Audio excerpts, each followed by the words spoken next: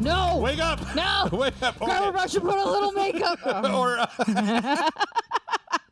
that's great. That's great. That sets a very good tone for this week's RageSelect podcast right here on RageSelect. I'm Jeff. I'm Amanda. Amanda and I are both running on fumes. Yeah, I'm nothing, man. Nothing. That's all right though. We got a lot of exciting news. Sort of. Yeah. I don't know. It depends on how much you find like news about CEOs and mergers and acquisitions. Okay, no. We're gonna We'll make it fun. We'll make it fun. Yeah, lots of news this week. Lots of weird stuff that happened. But Yeah. before we get into that, I don't know. I have two things that I watched last week. Nice. Anything fantastical? I've been trying to figure out which one I want to like focus on because So normally, every time we talk about movies, Yep. you're in the like meh of whatever you've seen. You've like really had a string of not even bad luck, just luck. just You know what I mean? Yeah. Like it's not good luck, Yep. it's not bad luck. I've It been- just is. The entire summer movie season has been thoroughly whelming. Yeah. It's been completely whelming me over. Yeah. Like I'm just whelmed and whelmed and whelmed. So were either of these Yes. Okay. higher in the positives or lower in the negatives? Okay. I'm going to accentuate the positives. Okay. So I watched the new Mission Impossible movie. Oh, okay. And it was if you are dying and you need to extend the amount of life that you have left, watching the 2 hour and 45-minute part one Yeah. Mission Impossible movie will make it feel like time has no meaning anymore, and you've spent your entire life watching Tom Cruise run with his arms. I mean, in fairness, I've been watching Tom Cruise movies since the 90s, so I feel like I have spent my entire life watching him run with sucked, the man. blade hands. It was like 2 hours and 45 minutes. It was part one. And it was just kind of dumb. Like, I don't know. All of the action scenes just went on for too long. I'm like, I don't know if this is just me, that I'm 45 now, right? And that like this is what all adults do eventually, where they're just like, okay, yes, you're driving a car and people are chasing you.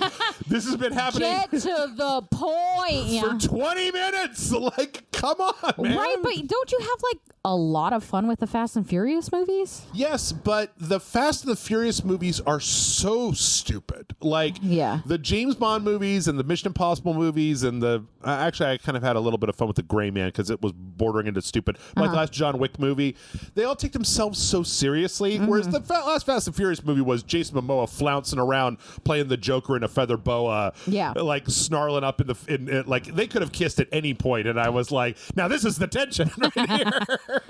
But I don't know. I mean, like, I don't. Maybe the point is that how many of these Mission Impossible? There's like 7 or 8 of them or whatever. Yeah, I think so. I don't care about Ethan Hunt. Like, Yeah. I don't really give a shit about All him. right, so I love playing devil's advocate. Yes. If you don't care Yes. about Ethan Hunt, Yes. why did you watch a 2 hour and 45-minute long Mission Impossible movie? That's a good question. A lot. I have watched all the rest of them, and for the most part, they're not movies that I would watch twice, but they're movies that are entertaining one time. Gotcha. So, like in the last one, had Henry Cavill fucking, Yeah, with like his cocking his mustache, arms like, and shit. punching Yeah. people. And I was like, hey, great, that's fun, right? Yeah. The story was stupid, but Henry Cavill was fun. All the stories for all of them have been pretty stupid. Yes. And in this one, the story was also stupid, but it was so long. That was what made me mad. So I watched that, and then because it was so long and because my attention span is so short, I decided to go watch The Haunting of Hill House instead, which was The 10 hours of television series? television Oh, shows yeah. on because I watched the Usher thing. Oh, yeah. What'd you think? I really liked it. It was like, let's watch rich people die in creative ways with all I references ever to want. Edgar Allan Poe. And I was Yeah. like, all right, yeah, cool. And then I saw people online that were just like, this isn't as good as all the rest of his stuff. It's just, he's not making a point. There were like 8 think pieces, and most of them were on the gaming websites that I look at. And I was just like, Weird. so everybody was talking about Hill House. So I went back and watched that, and I was like, this is fine, but it's also way slower. It's like, very slow. But I don't know. We didn't binge it. Yeah. So like if you're watching it week to week, it's a really nice little bottle of tension once a week. But when you're like 10 hours of tension, then you could talk about the movie that I watched this week. Oh, what did you watch this week? We watched Skinamarink. I've keep seeing that pop up. Is that new? It came out last year. Okay. So it is an analog horror. So think like what the Backrooms is. It's got that like VHS, like old technology feel to it. It's set in, I believe, 1995. Okay. So you have to understand that this is an experimental art house film. Yeah. You will not see anyone's face. All of the camera angles are hallways, dark rooms with like a single nightlight. Sometimes you see kids' feet. Like it's a lot. So like you're watching the trailer and you're like, whoa, these are just the like sizzle reels of a horror movie. That is an hour and 45 minutes of this. Of just this. It's very quiet and it's very like, so there's barely any talking in it. Would that thing just disappear? Yeah. Okay. So there's this. So basically, it's about two kids that their dad disappears. Like they wake up and their dad's not home, and all the windows and doors to the outside of the house are gone. Oh. Like it's all they're just walled in and stuck. Okay. They're very young. It's like a 4-year-old boy and a girl that can't be more than like 6 or 7. Wow. And so it's them, and they have like cartoons on because they're scared. And so it's them just like experiencing this kind of horrible situation of being a little kid home alone, with no adults. And then the darkness and the VHS graininess to it really lends itself to when you're a little kid and you're looking in your closet, you know, at night, and you start seeing shapes in the darkness. Yeah. It really lends itself to that with like little to no jump scares. If you edited out all of the weird like hallway scenes, it'd probably be like a 40-minute great short film. You know what I mean? Yeah. This guy, this is his first, I don't know his name, his directorial debut. Kyle Edward Ball? I believe so. He's a YouTube guy. Okay. And he did something called Bite-Sized Nightmares, which were just taking people like his fans' nightmares and making a little like YouTube video off of it. Okay.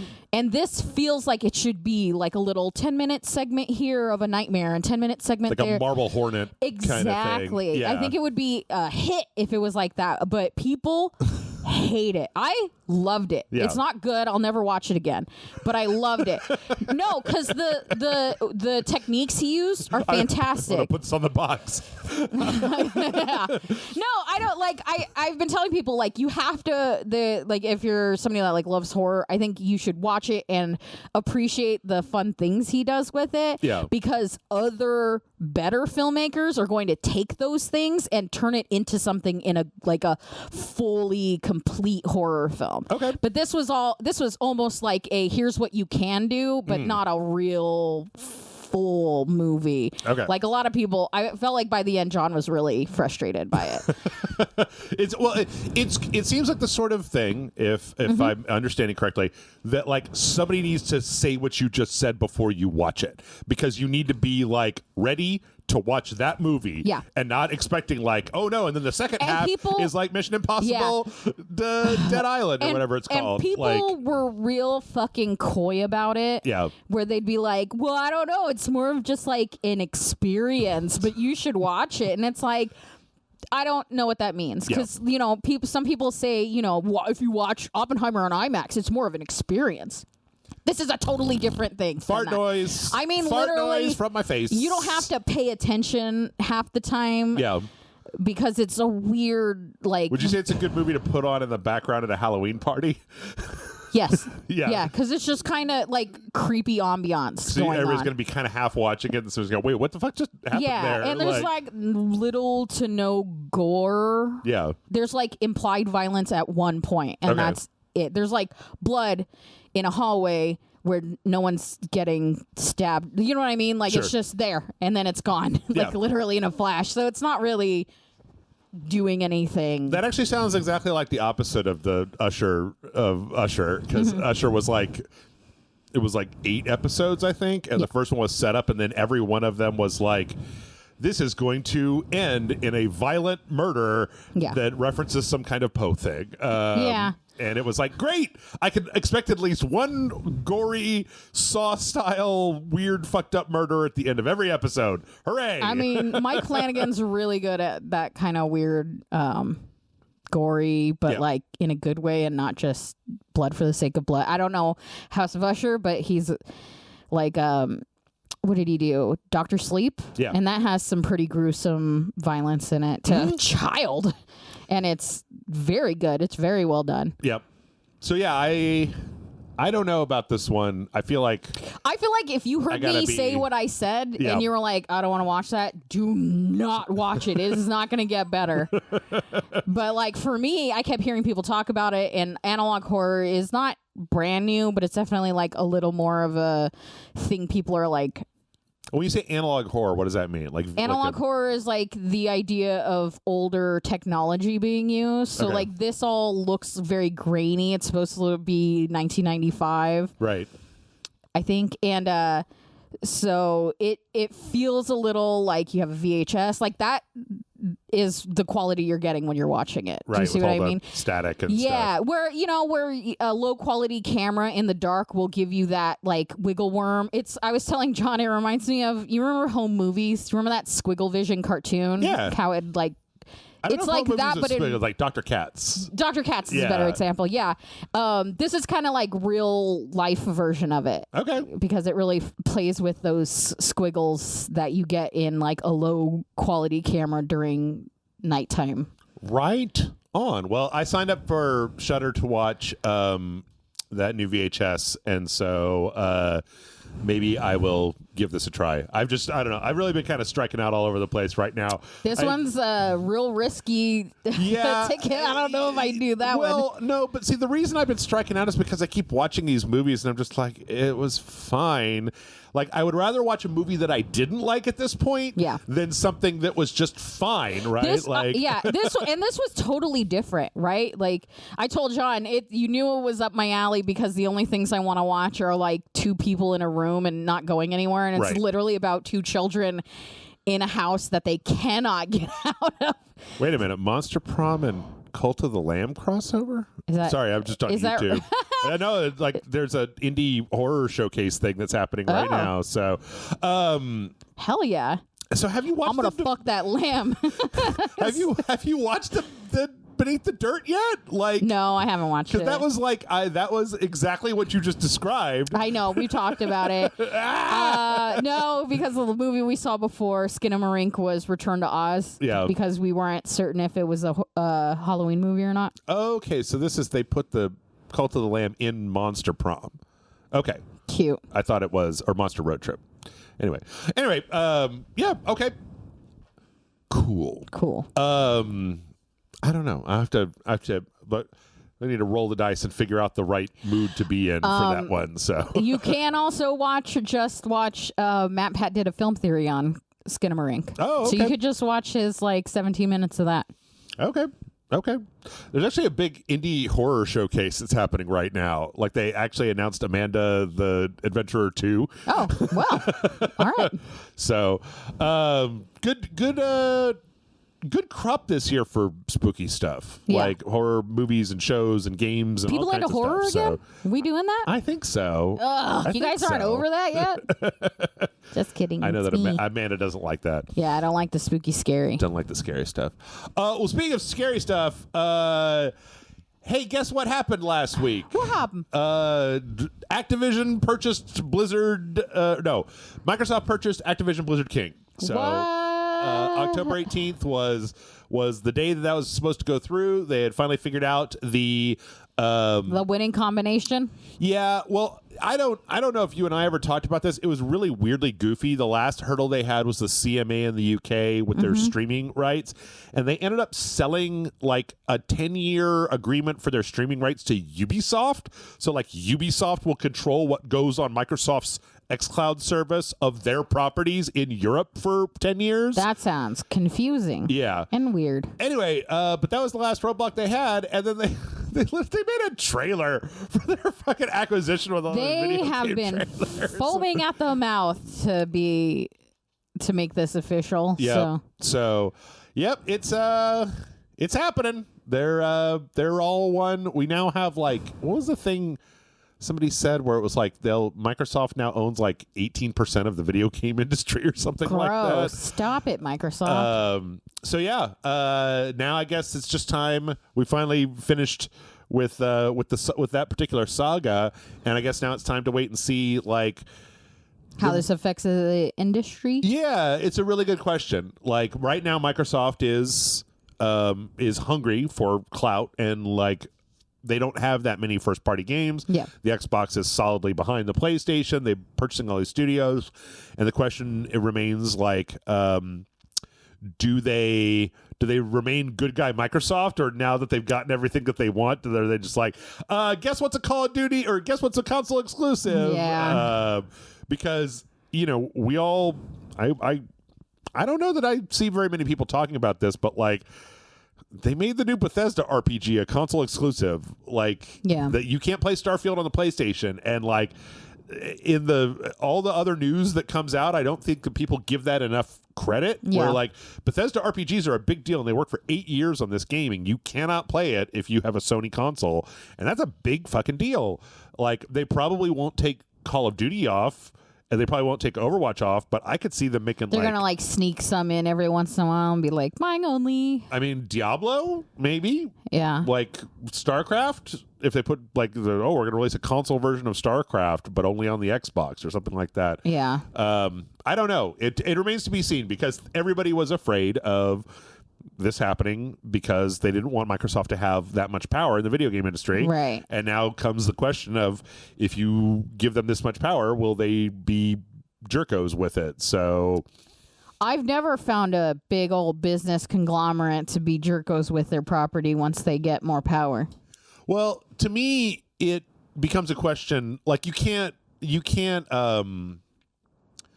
I don't like corporations, and I talk about them like they're, what would you call it, like ontologically evil, right? Mm-hmm. Like they're like Satans, right? But what they really are is all they care about is money. And at this point, there's a case that I've made before that it's like Microsoft's desire to be cool is so they can make more money. And so it's possible that if their corporate culture, if their desire to make money means that they keep making decisions to be seen as like good by gamers, the cool guys. Because that will result in more profits, then maybe they will continue doing that. I think if it works out for businesses are really starting to see that if you lose the goodwill of your customer base, you might like lose out on a lot of money. It really feels like it's starting to affect them, where people are just like, well, then I just won't buy your product. Right. So yeah, I don't know. We'll get to see. But I tell you what, we had a bunch of strange kind of personnel news. So the first thing is that Pete Hines is retiring from Bethesda. Oh man, I don't know who Pete Hines is. So I mean, when you see Bethesda at E3 and you see Todd Howard and his smiling little weirdo out there doing his thing, I try to look away. And then like there's another guy that comes out. That is Pete Hines. He's like the kind of the second in command. He's like the second face. Pete Hines, and everyone's like, "Who? Get off the stage!" Yeah, he's a little bit more fun. Like he's a little bit more playful with his position. Like apparently he would write, like people would ask him to write like fake doctor's notes that they could give to their parents or their work so that they could play his games, and he would do it. Yeah, for them. I do remember that. In fact, part of him leaving was there was a note that the Bethesda thing posted on their Twitter that said, "To whom it may concern, please excuse Pete Hines from work. After devoting so much of his time, love, and care to Bethesda, we're prescribing him ongoing treatment in the form of the following," and it's like going home, playing games, like doing stuff like that. So yeah, I'm like, it's kind of weird. It brings up a really interesting question of like, well, what does this mean? And kind of like with Microsoft, I think the answer for me is I don't know, because a little bit of a wait and see kind of deal. Well, game companies are very secretive about like who does what. I mean, in all honesty, the people that make the games that Bethesda puts out, what they are the artists and programmers. Ostensibly, I mean, I don't really know how much of a role Pete Hines has at like guiding the individual decisions of the people that work at I like Bethesda. to think he just rides a Segway up and down the halls. Yeah, the halls to scare everybody. He's and got then one of he those just hoverboards. Yeah, and he just goes home. Whoop, just Slender Man. Like, here he comes, here he comes. And he just. Or he's like, see, I watched the Haunting of Hill House. He's like the guy with the big cane that's just just hovering through the halls. Yeah. Who so, was that? The Hat Man? Yeah. Yeah. Yeah. I think that one was like, there was a lot of ghosts, and then I went online and I found like, also there's like just so faces many in the background. Yeah. That was a lot more fun for John and I with the projector than I think it is for people with the TV, because we were like, is that a fucking hand? Just like watching the show for the first time. So yeah, it is unclear what this means, but you know what? Like, I am a big fan of. No one's getting doctor's notes for sure. I'm a big fan of this kind of disruption, right? Like, if he's good, let him go do good elsewhere. Somewhere else, yeah. And if he's bad, well, then get him the fuck out of there and let's get better games. Yeah. Like either way, I think it kind of works out, just because I'm kind of getting sick of these like hugely titanic companies that are just like monoliths that never change anything. Yeah. I mean, even if it's like a successful person, sometimes it's nice to get something fresh and different. Yeah. He's been there for more than 20 years.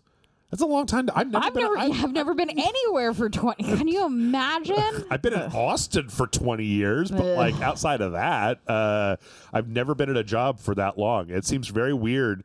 It just seems like a strange thing to me to be like, it's you very worked at the same job for 20 years? On purpose? And you like really? Wanted to? You didn't like burn the place down or like, tell your boss to suck it? You didn't tell Todd Howard to suck it? Actually, Todd Howard seems like he probably doesn't care if you tell him to suck it, but seems like he'd suck it. Also, we had another person leaving Bethesda, lead quest designer on Starfield, Will Shen, who worked there for about 15 years as a designer for Skyrim, Fallout 4, and Starfield, leaving to go work for a lead content designer on another game called Word Song that's being made by, as I understand it, a bunch of Bethesda people who have like left over the years, and then they formed their own company, and it's a pretty standard gaming story. So jump ship, start your own company. Everyone else that jump ship joins your company. I feel like sometimes it works, and then sometimes, like, I remember there were, over the years, I feel like I've read like 4 different BioWare like people that used to work at BioWare. And then we went and made our own company. We're gonna make our own game, and I saw one trailer and then gone. So sometimes it's like a janitor at BioWare that's like, I'm gonna start my own company. It's like, I got that BioWare magic. It's this mop. Ooh.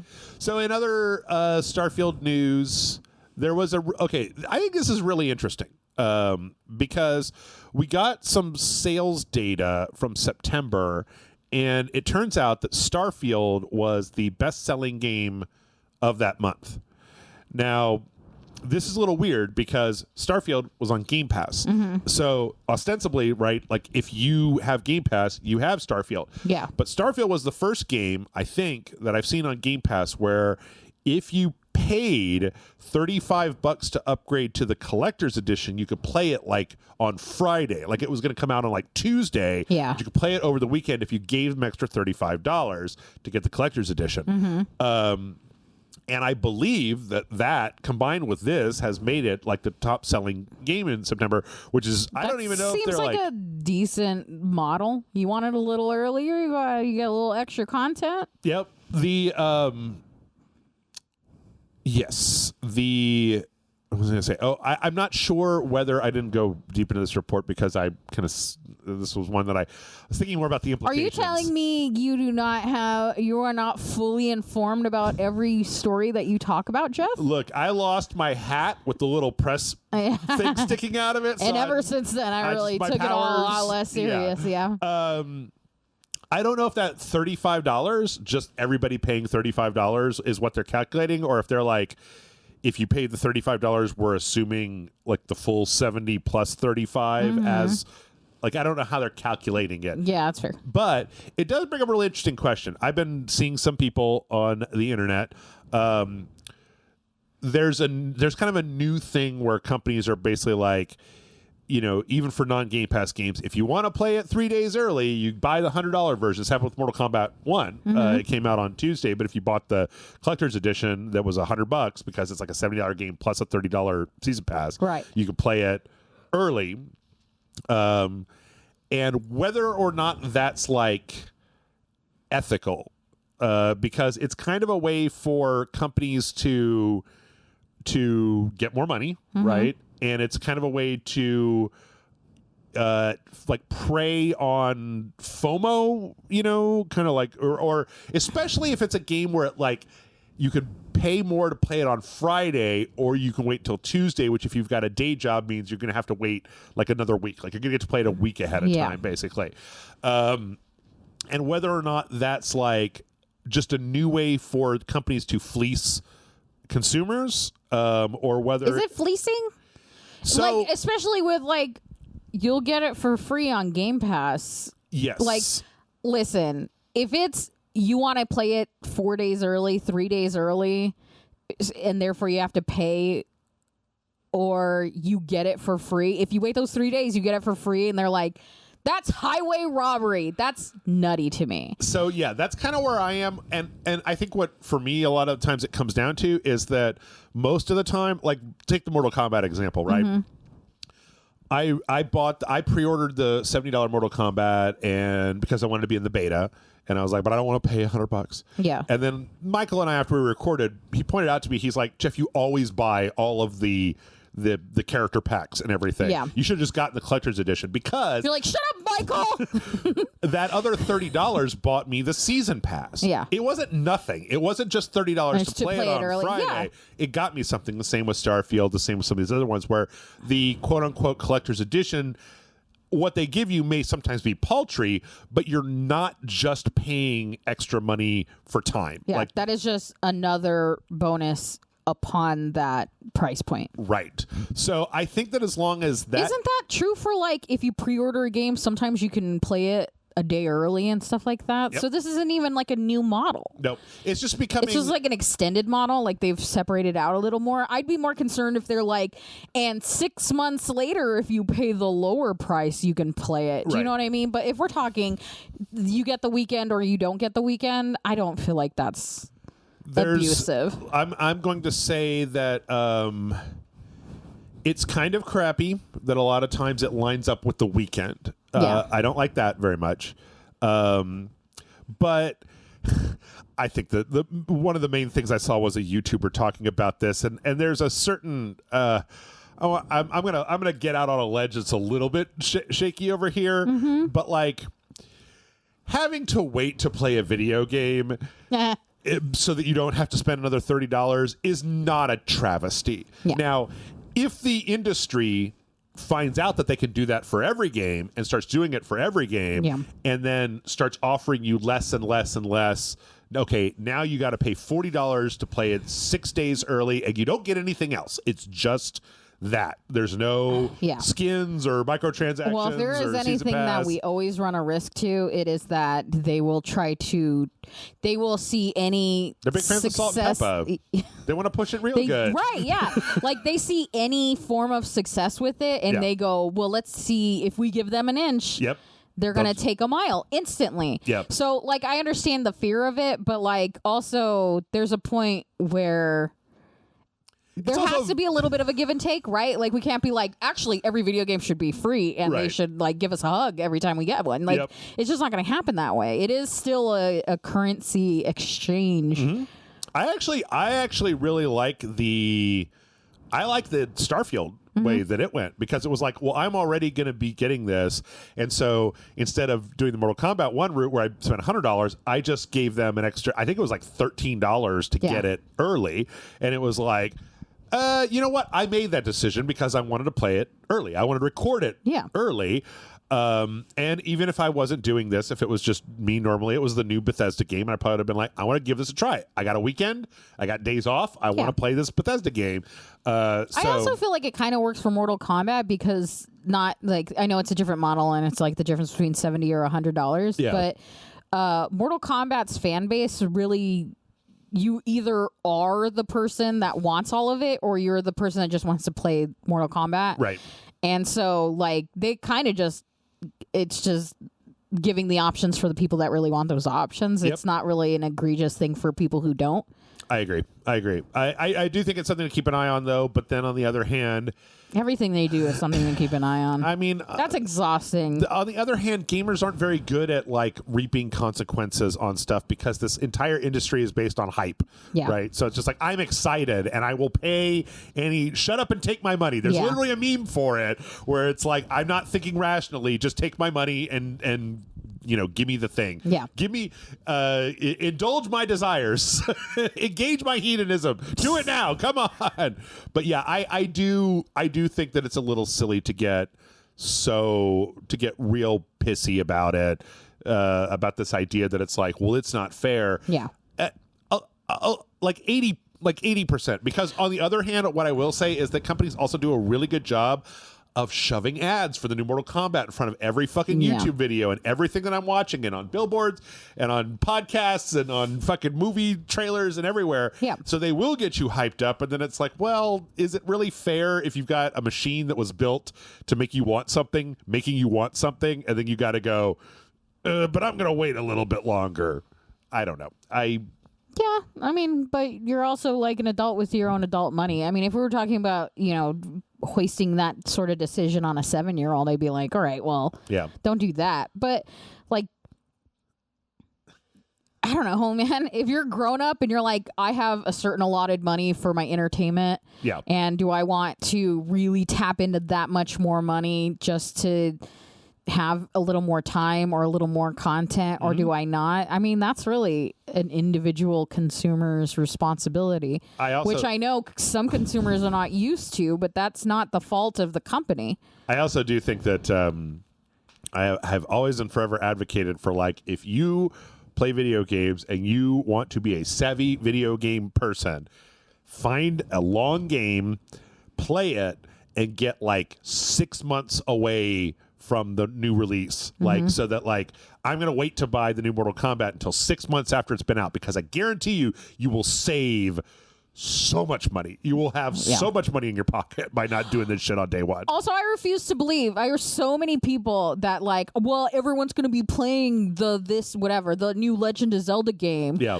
Spider-Man 2. And so I have to, like, get it so I can talk to people about it when I'm playing it. And then every person, couple weeks into that new game coming out, them going, oh, are you playing it? Oh, yeah, I'm definitely playing it. Oh, or what part are you at? What part are you at? Yeah. I'm at this part. Oh, okay, I haven't gotten there. Don't say anything. Don't say anything. Don't say anything. Yeah. It's like, what fucking conversation? Unless you guys are literally in the room together playing it, nobody is ever at the same point of a video game at the same fucking time. True. Because they're all so damn long. Yeah. Let's see. In other CEO news, Bobby Kotick. Bobby Kotick will, part of the deal is that Bobby Kotick will be remaining as the CEO of Activision Blizzard, and the quote here is through the end of 2023. January 1st, you're out, Bobby. It's funny because this was kind of, last week I was saying, like, wasn't Bobby Kotick supposed to quit when this shit went through? Yeah. But it's like, well, okay, listen. We're so close to the end of the year. It seems like it'd be a weird time to transition. October. Yeah. There's going to be a transition. Let's not fire him right before Thanksgiving. That seems really mean. Oh, no, I'd be mean to him. But, like, he's the one who knows. He's got to give them all the keys and point to where the skeletons are and, like, explain who this person is, Yeah, train somebody up during the holidays. That's nutty. It was just weird because last week he had this internal thing at Activision hosted by James Corden that, like, where he was talking about, like, the future of AI. Like the former late night host? Yes. The one that everybody hates? Yes. That must have been a fun room to be in. He was also talking about Neuralink, like how Neuralink is going to be great for video games and, like, AI and all. It was just like a greatest hits of bad. And it was like, right. Are you supposed to be leaving? Why are you having a party with James Corden where everybody has to watch you talk about Elon Musk's fucking brain damaged monkeys? Like, oh my God.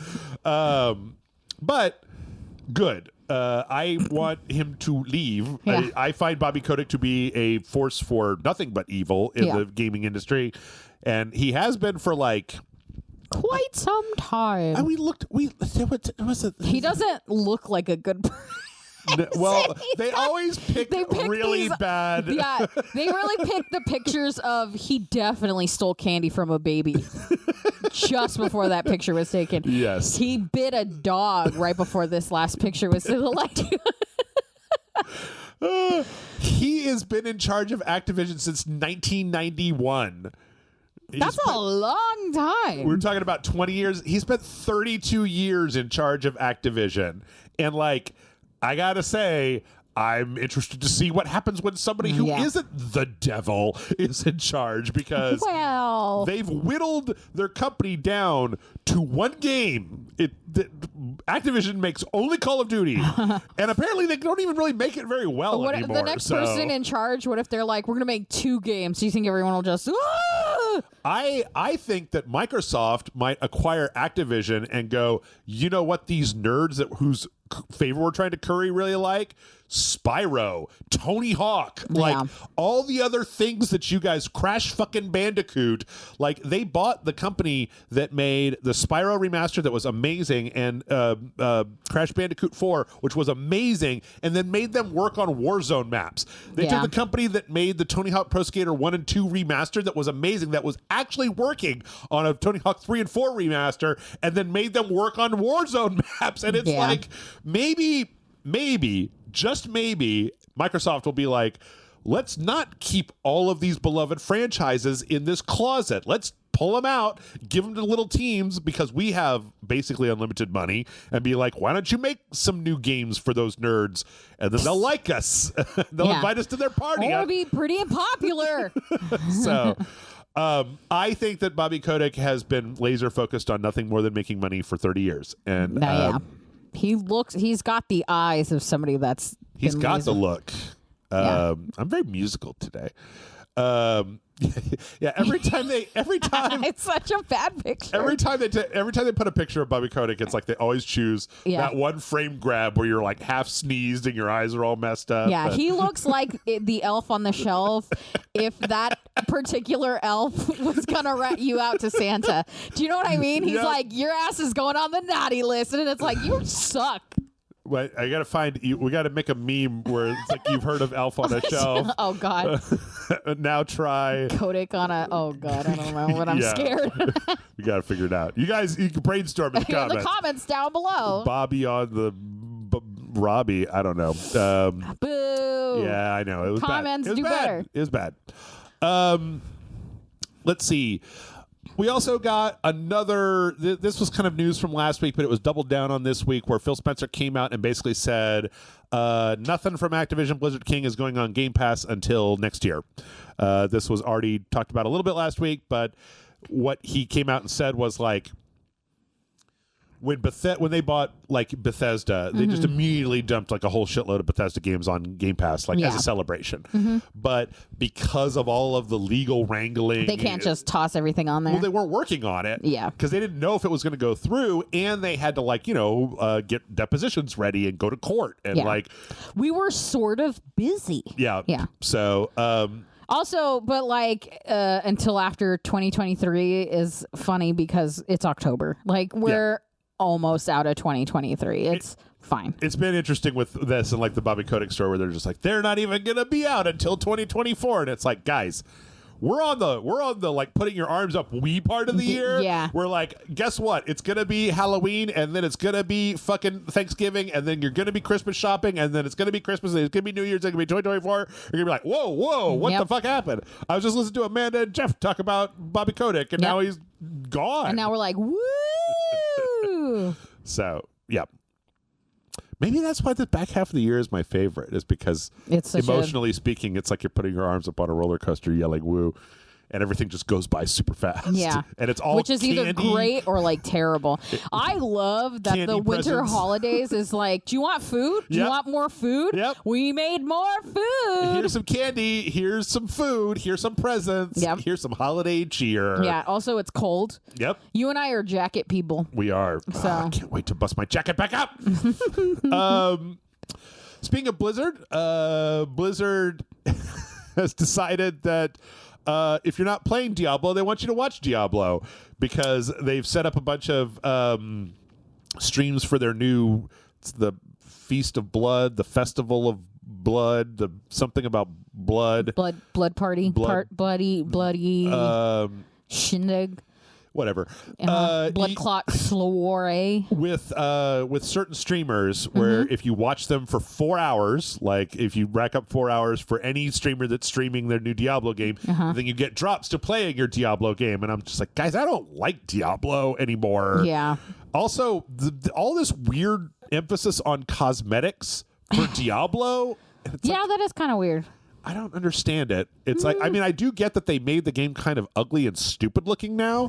So, like, the fact that you got to, like, Maybe a little cosmetics would help. tune in to get cool looking armor. Okay, I kind of get that. But I wonder why 4 hours. I wonder if that's like the sweet spot. The average Twitch user watches 4 hours. Do you know what I mean? if I had to guess from the way that Blizzard does their numbers, like does numbers, they probably looked at like what's the average amount of time that people watch Diablo content on Twitch, and then they added like another hour to it because they're greedy. Yeah.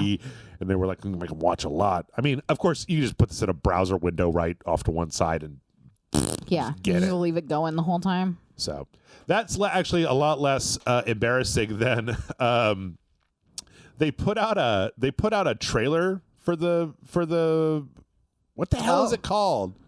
Season of Blood. They put out a trailer for the Season of Blood. This has been demonetized, but this was a guy that was like doing an analysis. Actually, I want to make sure that I say who this is because Rax and Terax Perfect.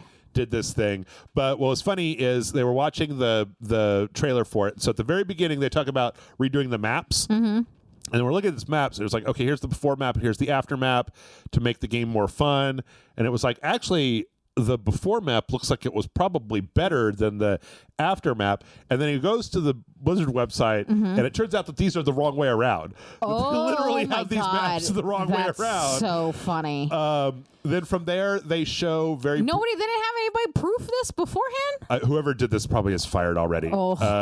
The next part of the trailer was talking about the speed of horses in the game, but the way that they did the capture for it is they're just running like sideways, and so it's very difficult to see what actually the difference in speed between the two of them Yeah. is because it's like a split screen. But then Jesus, is this like they let an intern do one side-by-side comparison, and that intern was on their cell phone the whole time, wasn't paying it? Like, who fucking, that's your job. my guess, having done video editing, is that this got sent to a video editor who then was told to do something more important and gave it to another person in that department because you only have to do this once.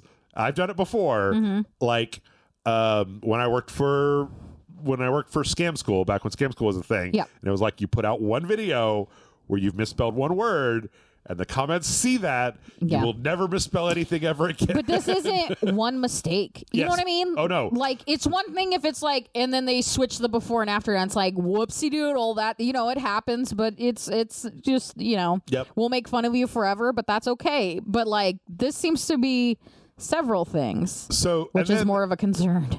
this last panel is the one that I think really got everybody done. So it's this panel talking about the amount of experience points that you get. And so it has before 1,000 base XP times 40% bonus equals 1040. And then after 1,000 XP times 1.2 elixir bonus equals 1,200 times 1.2 seasonal blessing equals 1,400 XP.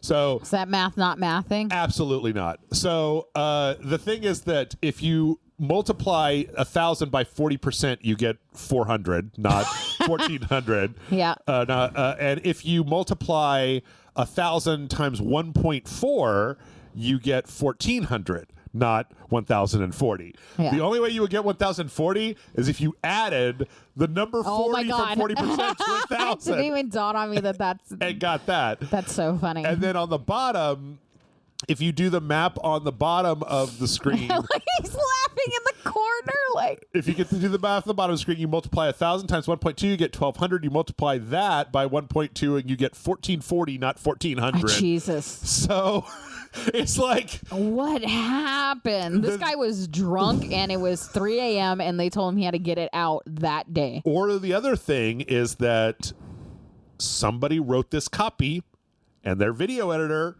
put the copy on. Didn't bother to redo the math because, like, that's not my job. My job is to make this trailer, not like to multiply 1,000. Like, you know, not to check your math, not to proofread like what you did. Right, but like if you maybe were somebody who is full of logic, you would maybe consider the you know. Yeah. Anyway, they deleted that trailer. Yeah, of course. Because of course they did. Because one thing they might leave it up, but that's that like, math is my favorite though. It was like 2 or 3 weeks ago when Mortal Kombat put up a trailer and it literally had a Steam achievement come up in the middle of it for the Switch version. Oops. Yeah. Yep. Come on, guys. Watch it once before you put it up. What are you, Jeff from RageSelect? Even I will sometimes open them just to make sure that the sound is right. My favorite from my old spill days were the Amanda, edit this out, and then I would leave it.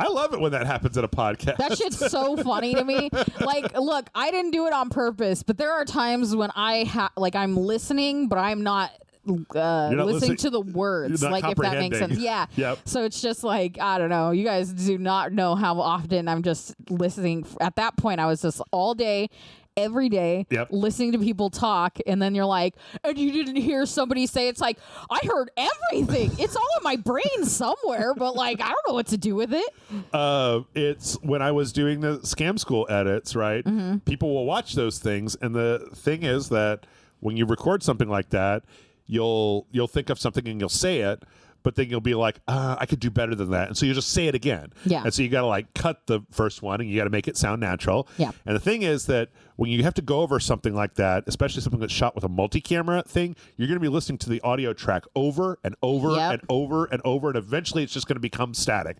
Nobody can pay attention every time. Yeah. Or you can if you are the sort of person who can space your workout into 1 hour segments over the course of 2 weeks. Like if it's a 9 to 5 and that's all you're doing, it's so hard to like not make a single mistake. Yeah. Like it's just, you don't not make a mistake at any job you have. That's just the way it is. But like, I remember like when I was on, John used to listen to me edit, and I would literally like cut sentences, multiple sentences, and edit them together so it sounded like one sentence, because a lot of people like to do the thing where they'll start a sentence, go, oh no, but like going back to what I was just saying, and then like say something and then go, okay, but like to finish the sentence that I was initially, and I would just be like, we're gonna throw that over where they wanted it in the first place, and I'm gonna put the beginning of that one sentence back to the ending of that other sentence. And it would, like, if you do it good and you have and you have like the good spacing for it, you can make it, no one will know. I do it all the time. Yeah, I do it all the time. It's that's my favorite part about editing, is that you can make people say whatever you fucking.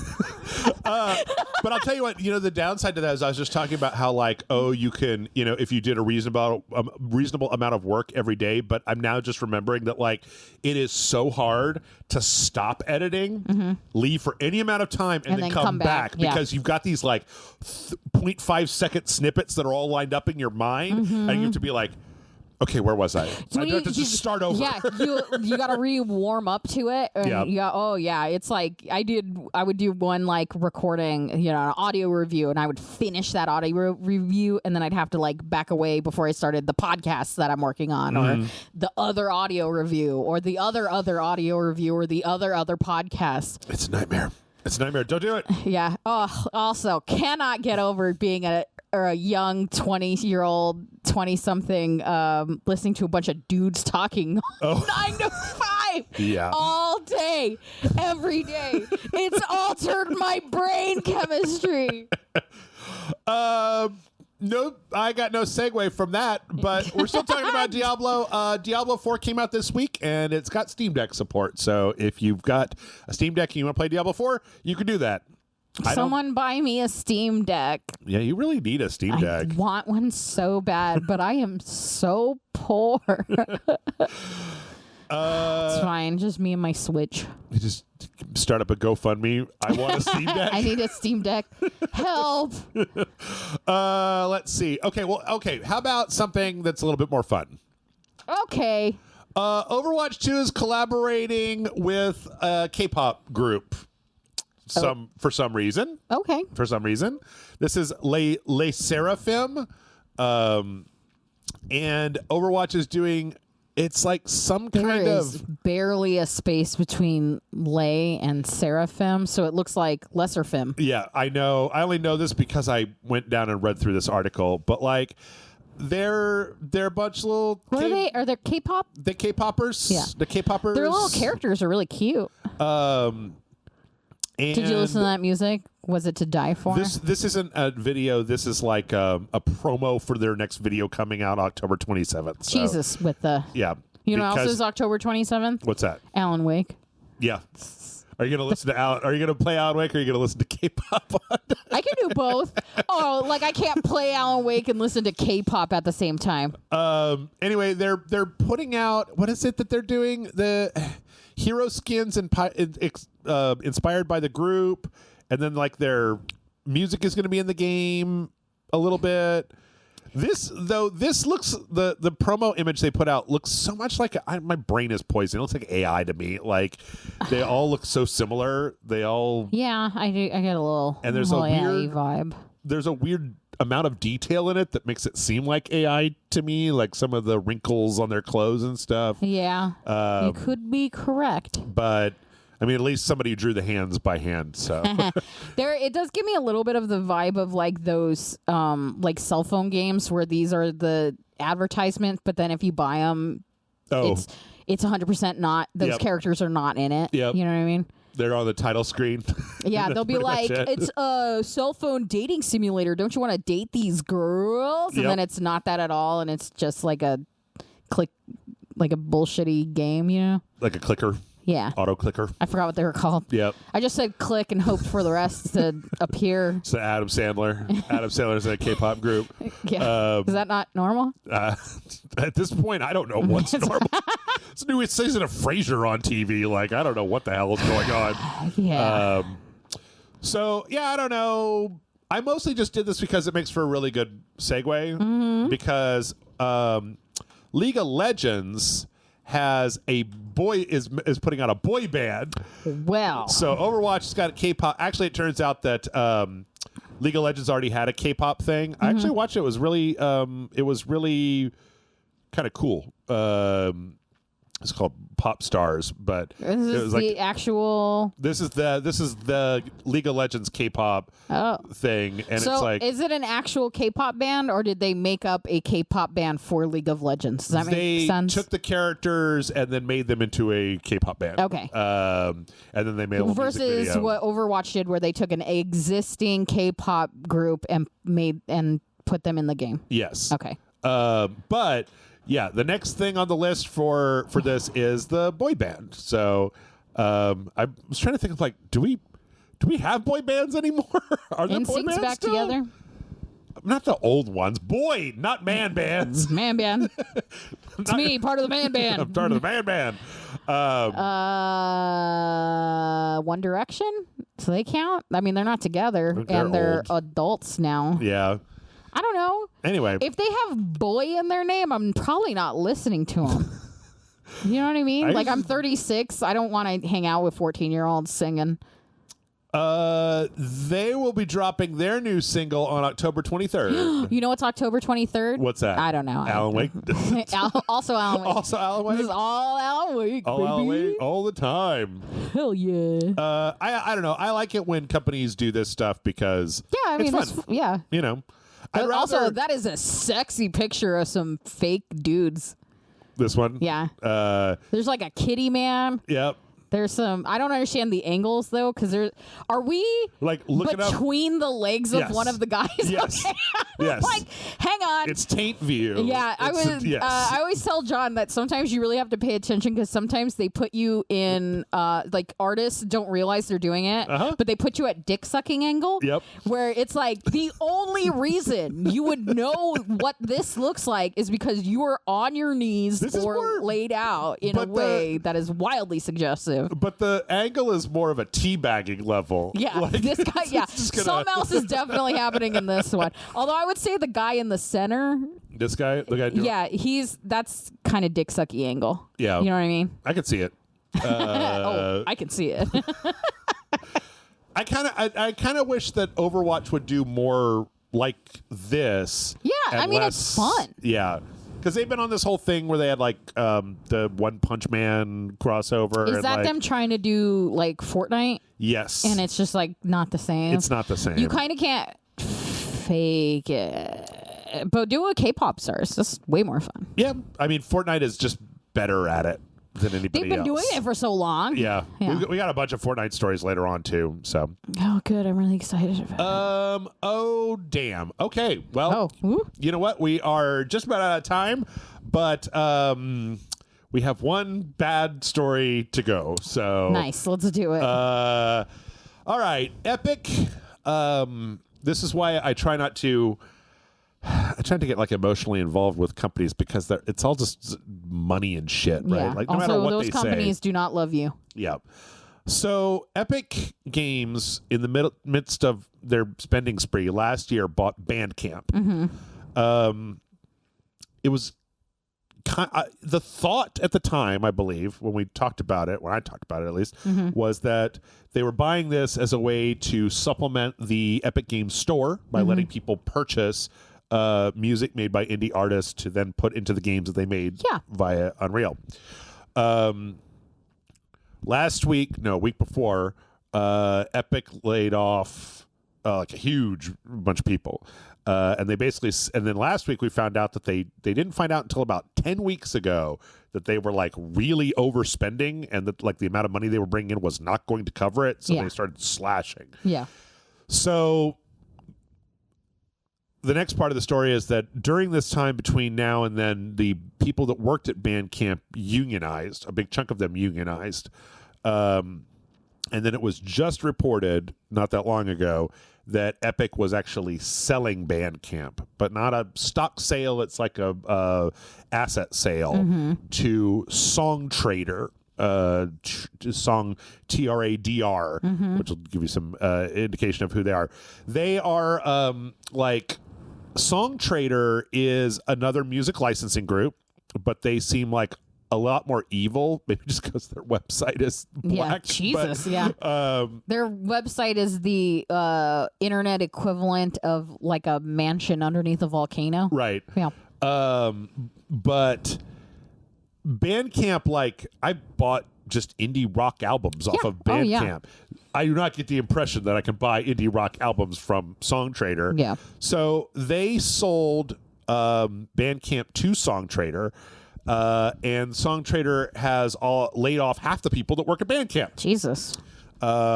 Strangely, it seems like most of the people that got laid off were the union people. Yeah. Song Trader says, "Oh no, we didn't even have the data about who was in the union or who wasn't. Just happens to be the way that it went." I do not believe you. I do not believe you, Evil Volcano website. I don't believe anyone who decided that going into music licensing was an ethical thing to do. Yeah. That shit is fucking horrible. There's nothing about the music industry. There's never been a positive story about music licensing. Yes. In fact, you know what the best story about the music industry, like online, is? Bandcamp. Yep. It's just being able to buy fucking,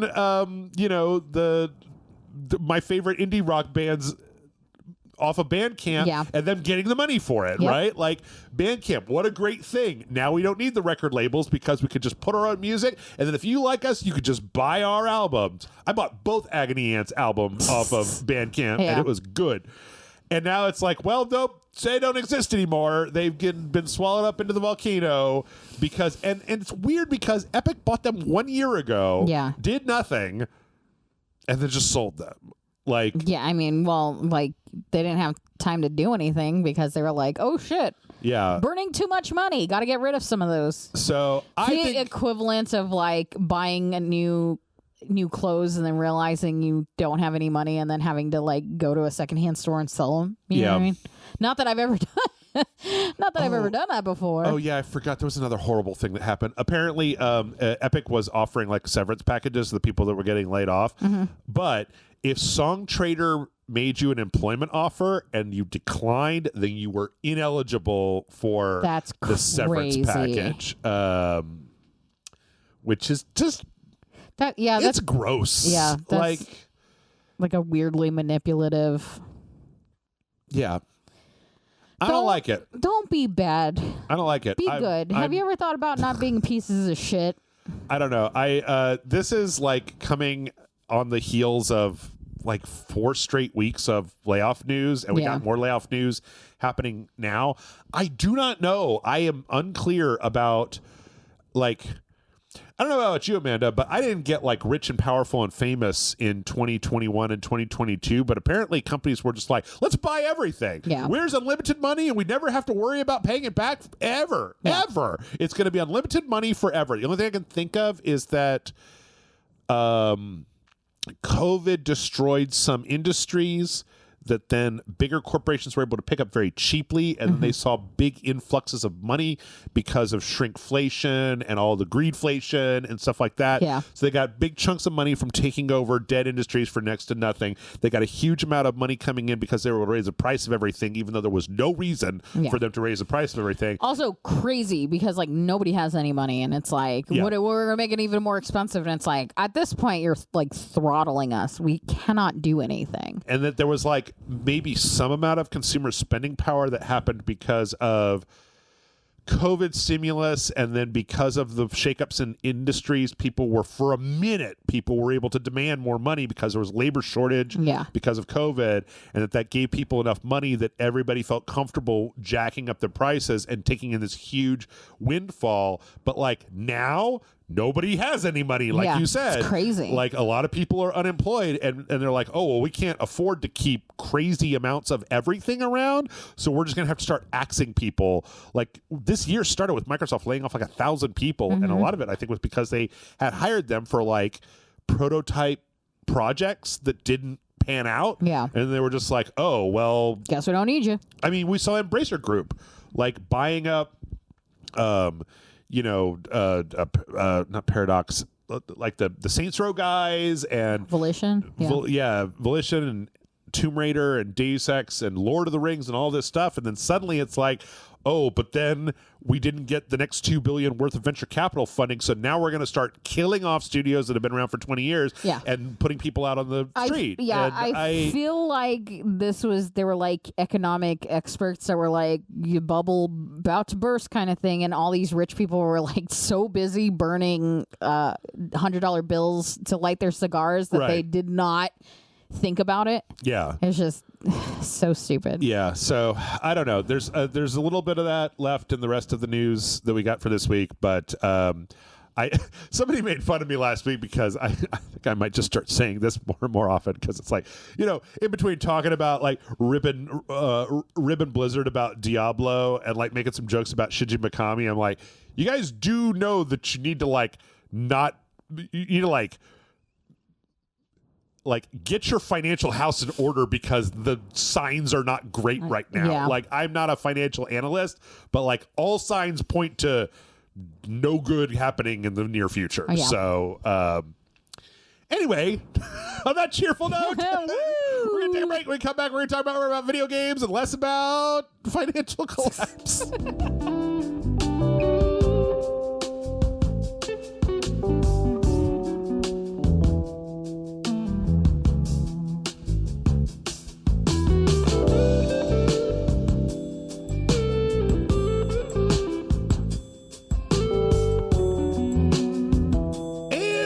Here we are. We've been here the whole time. That's right.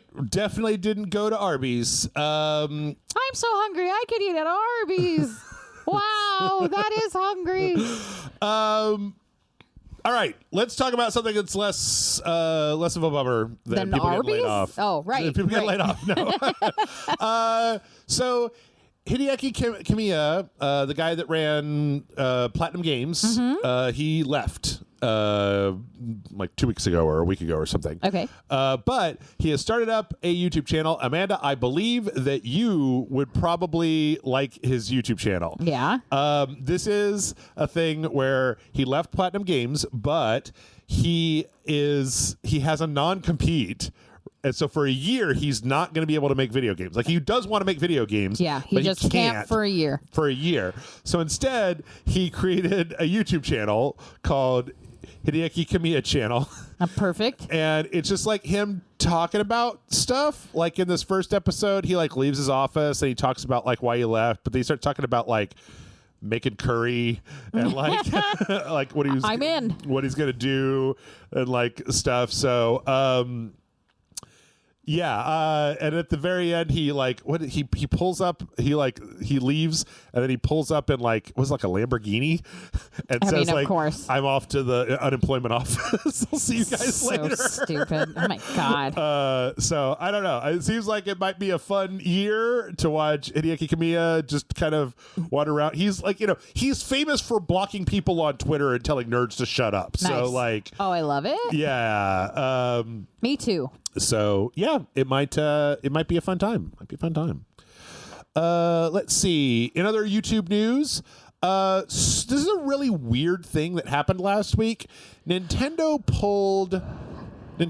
privated the Nintendo Switch original reveal trailer. Oh. So like when Nintendo announced the Switch, it was the very first trailer was just like, it was just, showing people taking the Switch and doing stuff, like kind of announcing what it was. Yeah. It was one of those weird ones where like it started with a guy and he like takes his dog for a walk, but he takes the Switch because he can. And then like this is the one where at the end it's like some lady's playing games in her apartment and like looks out the window and the friends are like, "Come over to our roof party," and she's okay, and then like takes the Switch and she makes it portable and takes she's like, "I don't want to actually hang out with you guys."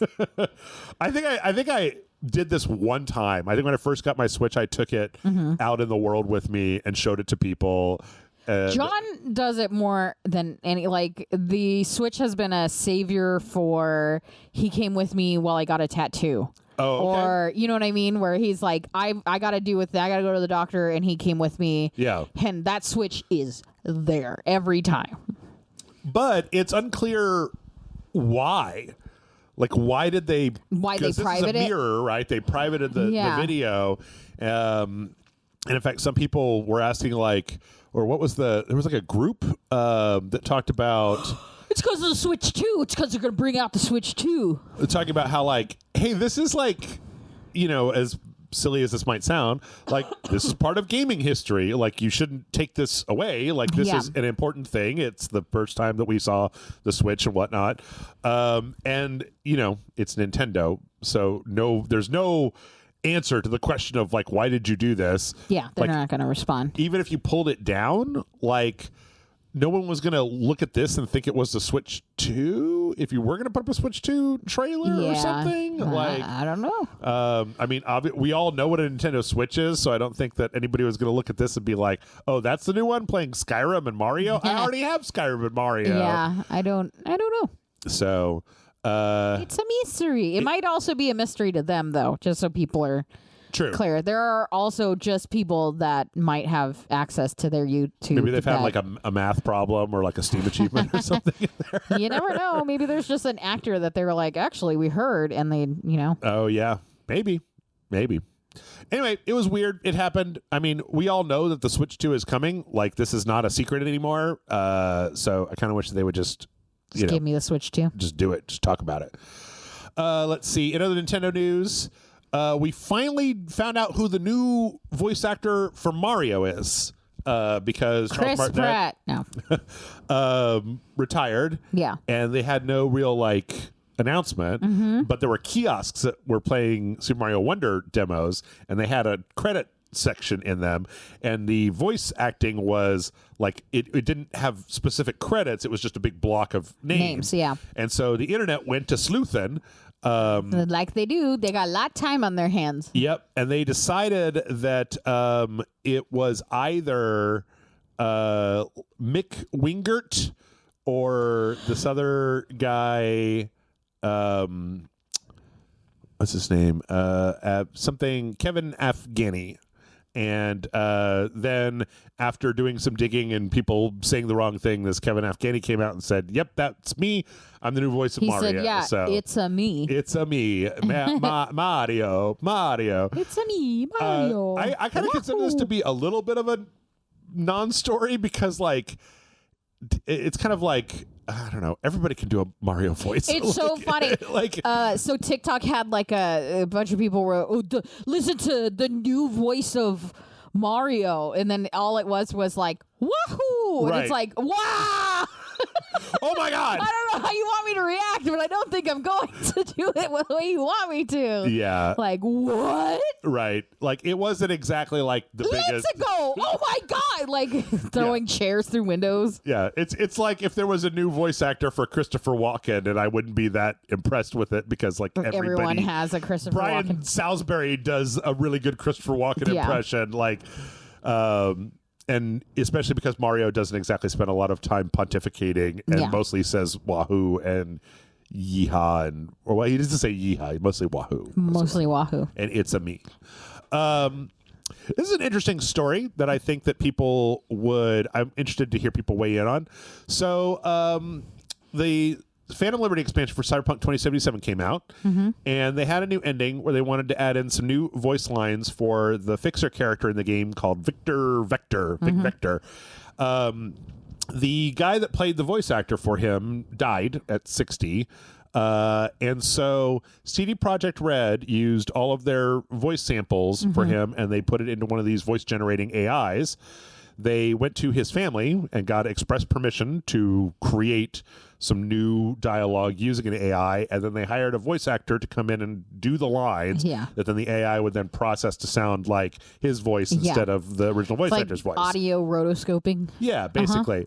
And so I want to point this out because this seems to be like I feel like we don't often have stories about, like, here's a good use case for how you would use some of this new AI tech that is out there. As long as they don't go, well, now that we have his voice on in the file, we can do it for any game or whatever. Like, express use specifically for a role he already played. Yeah. Specifically with the family's permission. Specifically, like, just... And you even paid another voice actor. Yeah. You didn't even take that out of the equation. Yeah. Then, it's hard to argue against it. It's just when they like, well, now if we want somebody to sound like him. Right. Do you know what I mean? Because it's so easy for these companies to be like, and then they gave us permission, so we don't even have to feel bad about it. Yep.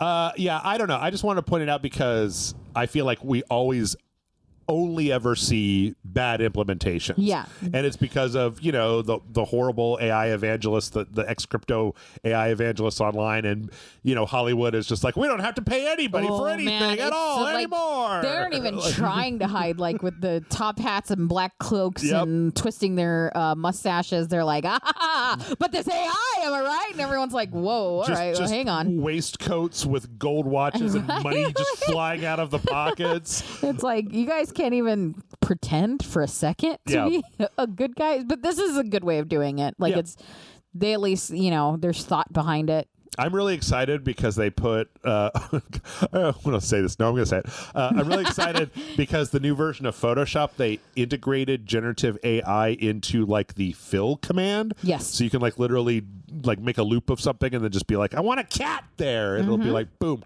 Or you can do what I do, which is make it a generative fill to get rid of, like, some asshole in marketing decided to bake the game logo right on top of the only good asset for this game, and I would like to get rid of it, and it does a better job of filling that as opposed to the hours I have spent in content-aware fill in Photoshop trying to, like, okay, no, don't put his face 8 times. Yeah. I want the background, not the guy's face. Put his face 8 times. Those are always fun. Yeah.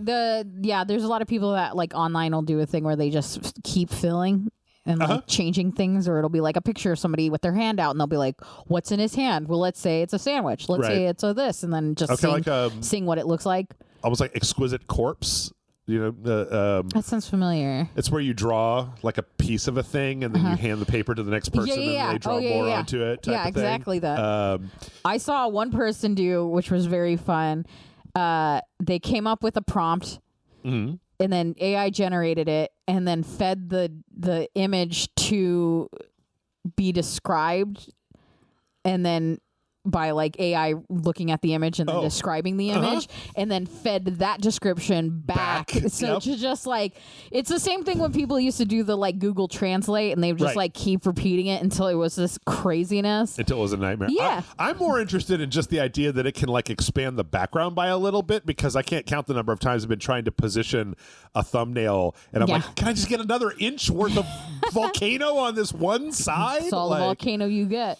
So ungrateful for the volcano of which has been provided. That is true. I'm pretty ungrateful about volcanoes. This has been a volcano heavy podcast. Yeah. Well, you know, we have inadvertent themes here on RageSelect. Speaking of voice stuff, the new Yakuza game, Like a Dragon, The Man Who Erased His Name, comes out in like at the beginning of November. But the voice actor, it's funny because the voice actor for English Kiryu is now this guy called Yong Ya. And he runs like an internet news YouTube channel, like a gaming news YouTube channel. But he also like does voice acting stuff on the side. It's kind of interesting. But he went online on his Twitter account to tell people that when that game ships, it's not going to have English localized audio by default. There is plans for a full English voice track to be implemented later, but on release you will have to read subtitles in order to play the game. So do you usually do no, I always use subtitles anyway, so it doesn't mean anything. Like, I am very comfortable with subtitles. I really think that if there's a choice, I'd rather all games from Japan do it this way, where just give it to me with English subtitles, and then put that out later. I'm trying to think if John does Yakuza with the English subtitles, with the like in Japanese English, with the English subtitles as opposed to like the English dub. Yeah. I mean, because I feel like I remember it all in Japanese. Not that I remember Japanese, just I don't remember him speaking English when we were. The dubs are good, but like I've played all these games in Japanese, and so like the voice I want to hear out of Kiryu is like the Japanese voice actor for Kiryu. Sometimes the tone makes more sense in the native language. Yes. I generally prefer to listen to stuff in the language it was originally developed in. That's not to say I want to get into fucking argument that when you're playing Mario Brothers, you prefer his Yahoos to be in Japanese? No, I don't care what language obviously I want them to be in Italian. The original Italian. I mean, for me, it was just that like old anime and old dubs were bad, and so I got in the habit of watching stuff in its native language with subtitles. It doesn't bother me.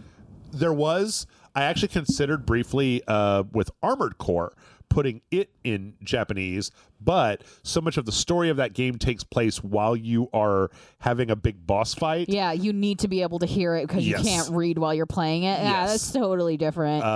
Like, it makes perfect sense. But for this, nah, that's all right. If I'm just sitting through cutscenes, I'm going to be reading anyway. Yep. So yeah, just something for all of you to know.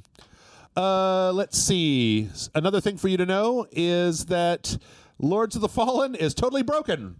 So Lords of the Fallen came out last week, and the console performance is absolute and total garbage. One thing I didn't realize was apparently the Xbox version somehow shipped like not the release version of the game, like one of the later betas, basically, of code. It's just like a burned disc with some duct tape labeled on it. Yeah. Written on with a Sharpie. Yeah. They're saying, hey. It's literally, it's labeled Lords of the Fallen, final version. Right. 0.2, serious this time. Like, a whole. So the team there has said that they are working very hard to fix the game, to get it good, to get it up and running. Mm-hmm. I mostly picked this story because, Amanda, I'm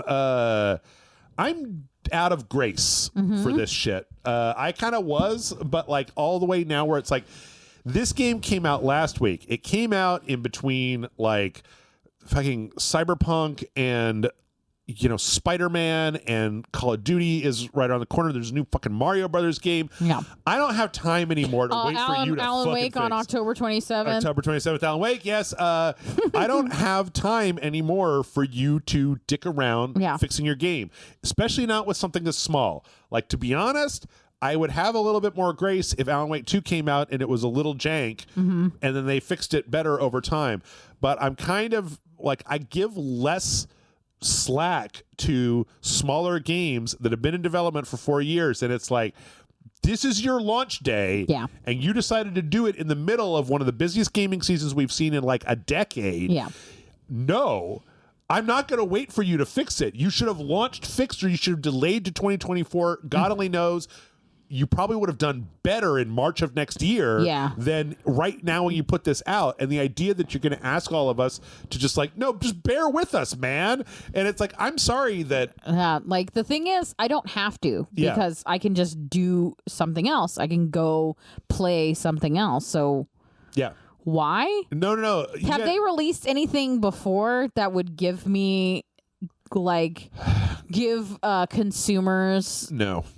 Do you know what I mean? Like, if it's like, look, their last game was amazing. Clearly, this one just has some like hang-ups, and they're gonna fix it. But if it's like, this is our first really big launch that people give a shit about, why the fuck would what grace have you earned from me?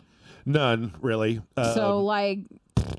And I mean, the thing is, like Baldur's Gate came out earlier this year, full of crazy bugs, but that was okay because they were like tangential bugs. This one was like a frame rate of 25 frames per second for a Souls game, for an action third-person Souls game where timing matters. And I didn't like it very much. It could just because I got my butt stomped. But like, I didn't like it very much. This has always been to me an also run franchise. Like this is a tier 2 thing. Liza P was better accepted because it was more interesting, I think, to the community than this.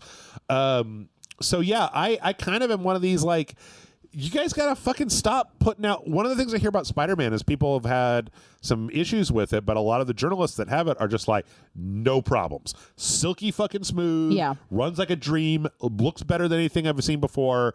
And I'm like, there's gotta be a moment where we start saying, I'm not going to put up with you putting out the beta copy of your game that's going to be playable in 3 months.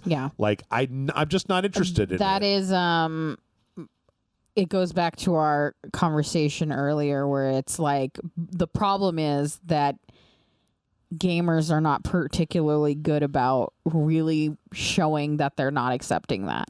They're so quick to just be like, but I do want to play it, so I'll just buy it now. And it's like, all right, but you let them know that you were okay with it like this. It's also, I think that there's become a weird thing that's happened where the new series of NVIDIA cards will allow an unoptimized game to play at a high frame rate on the PC. So if you have a 40 series NVIDIA card with frame generation, like, you can get a game that would run like balls, but the frame generation will actually smooth it out, speed it up, and take care of it, when that's not an option for the console games. And it's like, it's not even really an option for me because I've got a 30 series card. And so it's like, if you guys are going to put out half-finished broke-ass games that only work on top-tier $3,000 PC hardware, Yeah. then I'm not going to buy them. Like you can fine if you want to cater to only the people who have the best PCs, that's fine, but nobody should then buy this stuff on the console. Yeah. Case in point, Payday 3 came out not too long ago, and it was all busted up, and they've been talking about like were both of those headlines for the last one and this one bear with us? Yes. That's amazing. Yes. They were supposed to have a big quality of life improvement patch that came out. And they've said, and the quality of my life has not been improved. Let me tell you. And they have said, sorry, no, we can't. We're not going to be getting it out in the time frame that we said. We're still working on it, and we can't give you an ETA on when it will be coming out. You just got to bear with us because we'll fix it eventually. I guess maybe ? And it's just That's cool, and I know that that franchise at least has a very niche audience that really likes it, so they can probably get away with some of that stuff, but they shouldn't. You shouldn't be getting away with this. Like, I don't know. There's a part of game development at the end where you polish shit up and make sure that it works. And I'm sympathetic for games that come out into the wild with unexpected things, but I give No Man's Sky a lot of credit for fixing what was kind of a boring, buggy, broke game when it came out. Yeah. But it was still that. It was a year later when they finally... Cyberpunk, I waited for 3 years to play. Yeah. And now, it was great. But I did have to wait for 3 years, and I shouldn't have had to do that. Mm-hmm. This game should have been good when it came out. Do you feel like the hype would have lasted as long if they were like, look, we got to wait 3 years before we were going to actually release it? Yes. Video games are like that, right? Like, that hype train just continues. Yeah. Because people will forget for a year, and then they'll be like, actually, do you remember that game we talked about? And everyone will be like, holy shit, I totally forgot. And then... it's not like if Valve put out Half-Life 3 tomorrow that they've been working on for 2 decades, and people are going to be like, too late, I don't even care anymore. You are kidding me. The internet would lose its mind. The only game I've ever seen that hype lasts so long that it ended up crashing and burning was Duke Nukem Forever. Sure. But it's because it actually, I guess it did finally come out, but it can happen. But what's the what is it? Is it Miyamoto's quote? Miyamoto about broken games. You know what I'm talking about? I don't think so. Where he says a delayed game will eventually be bad. A delayed game will eventually be good. A bad game is bad forever. And it's like that's right. Yeah. Well, but it's not right anymore. See, now we're living in a world where it's like it's because we're online, companies can go back and fix stuff. Yeah. But you shouldn't be asking me to purchase something that's broken out of the gate.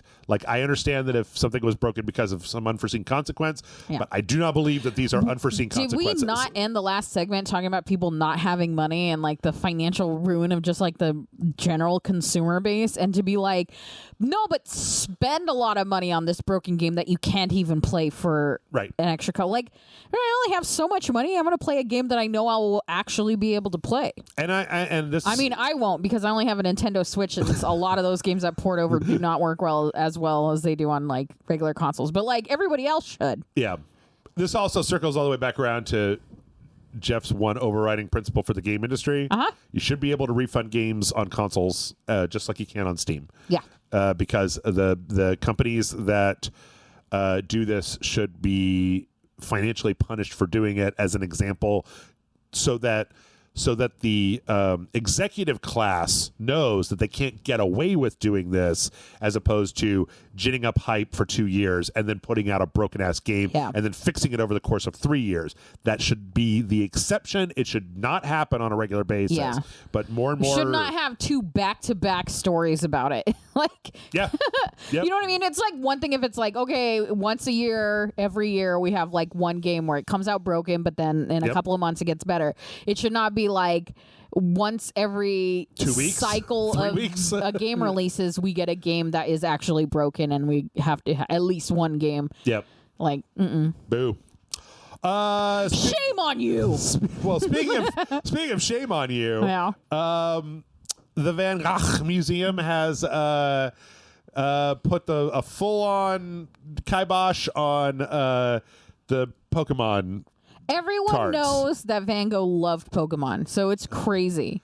So I don't know if you remember this, but or I don't know if you even saw this. Listen, I've had 2 hours of sleep, so I don't remember my last name at this point. The Van Gogh Museum in Amsterdam had a special Pokemon exhibit where they had a bunch of cool, like, there were like pictures, like Van Gogh paintings, but with Pokemon in them. Like, you know, the one with the bed, like the bedroom one? They had that one, but there was a Snorlax on the bed and then a munch whatever. A Munchlax? Yeah, all like sitting in the chair eating something. Cute. And one of the big things that they had was this Pikachu in a gray felt hat, like the Van Gogh painting. When they did this, oh yeah, there's the Snorlax one. Oh my God, it's so cute. This is what happened, is Pokemon, like, scalpers and fans descended en masse into this museum's gift shop and basically took everything. They sold everything out in like 40 minutes. People are weird. I will never understand that mentality. The like, I'm going to buy it so I can flip it on eBay for twice as much. Well, the one thing is that if you bought a ticket, you were supposed to get one of these little prints for free, or a card or something. But yeah, it all sold out immediately, and then the day after, it was all on eBay for $900 for a Pokemon card with Pikachu and I fucking hate it, dude. They immediately suspended it because that crowd, like, is not something that the Van Gogh Museum is ready for. You do not want that sort of thing in a museum, no matter what. They're fucking crazy, and you're not supposed to touch anything, and those people were body slamming posters. That's Black Friday shit, you know what I mean? Yep, looked like Black Friday. And so there was a question of whether they were going to get more in, and they basically have come out with a statement saying, like, you don't deserve it. No, we are not getting more in. You can purchase these online from the Pokemon store when they become available. This museum is not set up to be a fucking scalping center. We are not set up for Black Friday anything, anywhere, at any time. And this museum has Van Gogh paintings in it. No, you get the fuck out of here. It's so crazy, like the lack of respect. Of the way, like, it's fine if it was crowded and people really wanted it and they all were like polite about it. But they were just like crazy, just grabbing at it, and that's not cute. It's bad. I really don't like that. It's bad. Yeah. Also, I mean, ostensibly, like, this exhibit, this is the other thing that really kind of irritates me about this story. The thing that I think that I really wish that I could, like, I don't know. I'm not a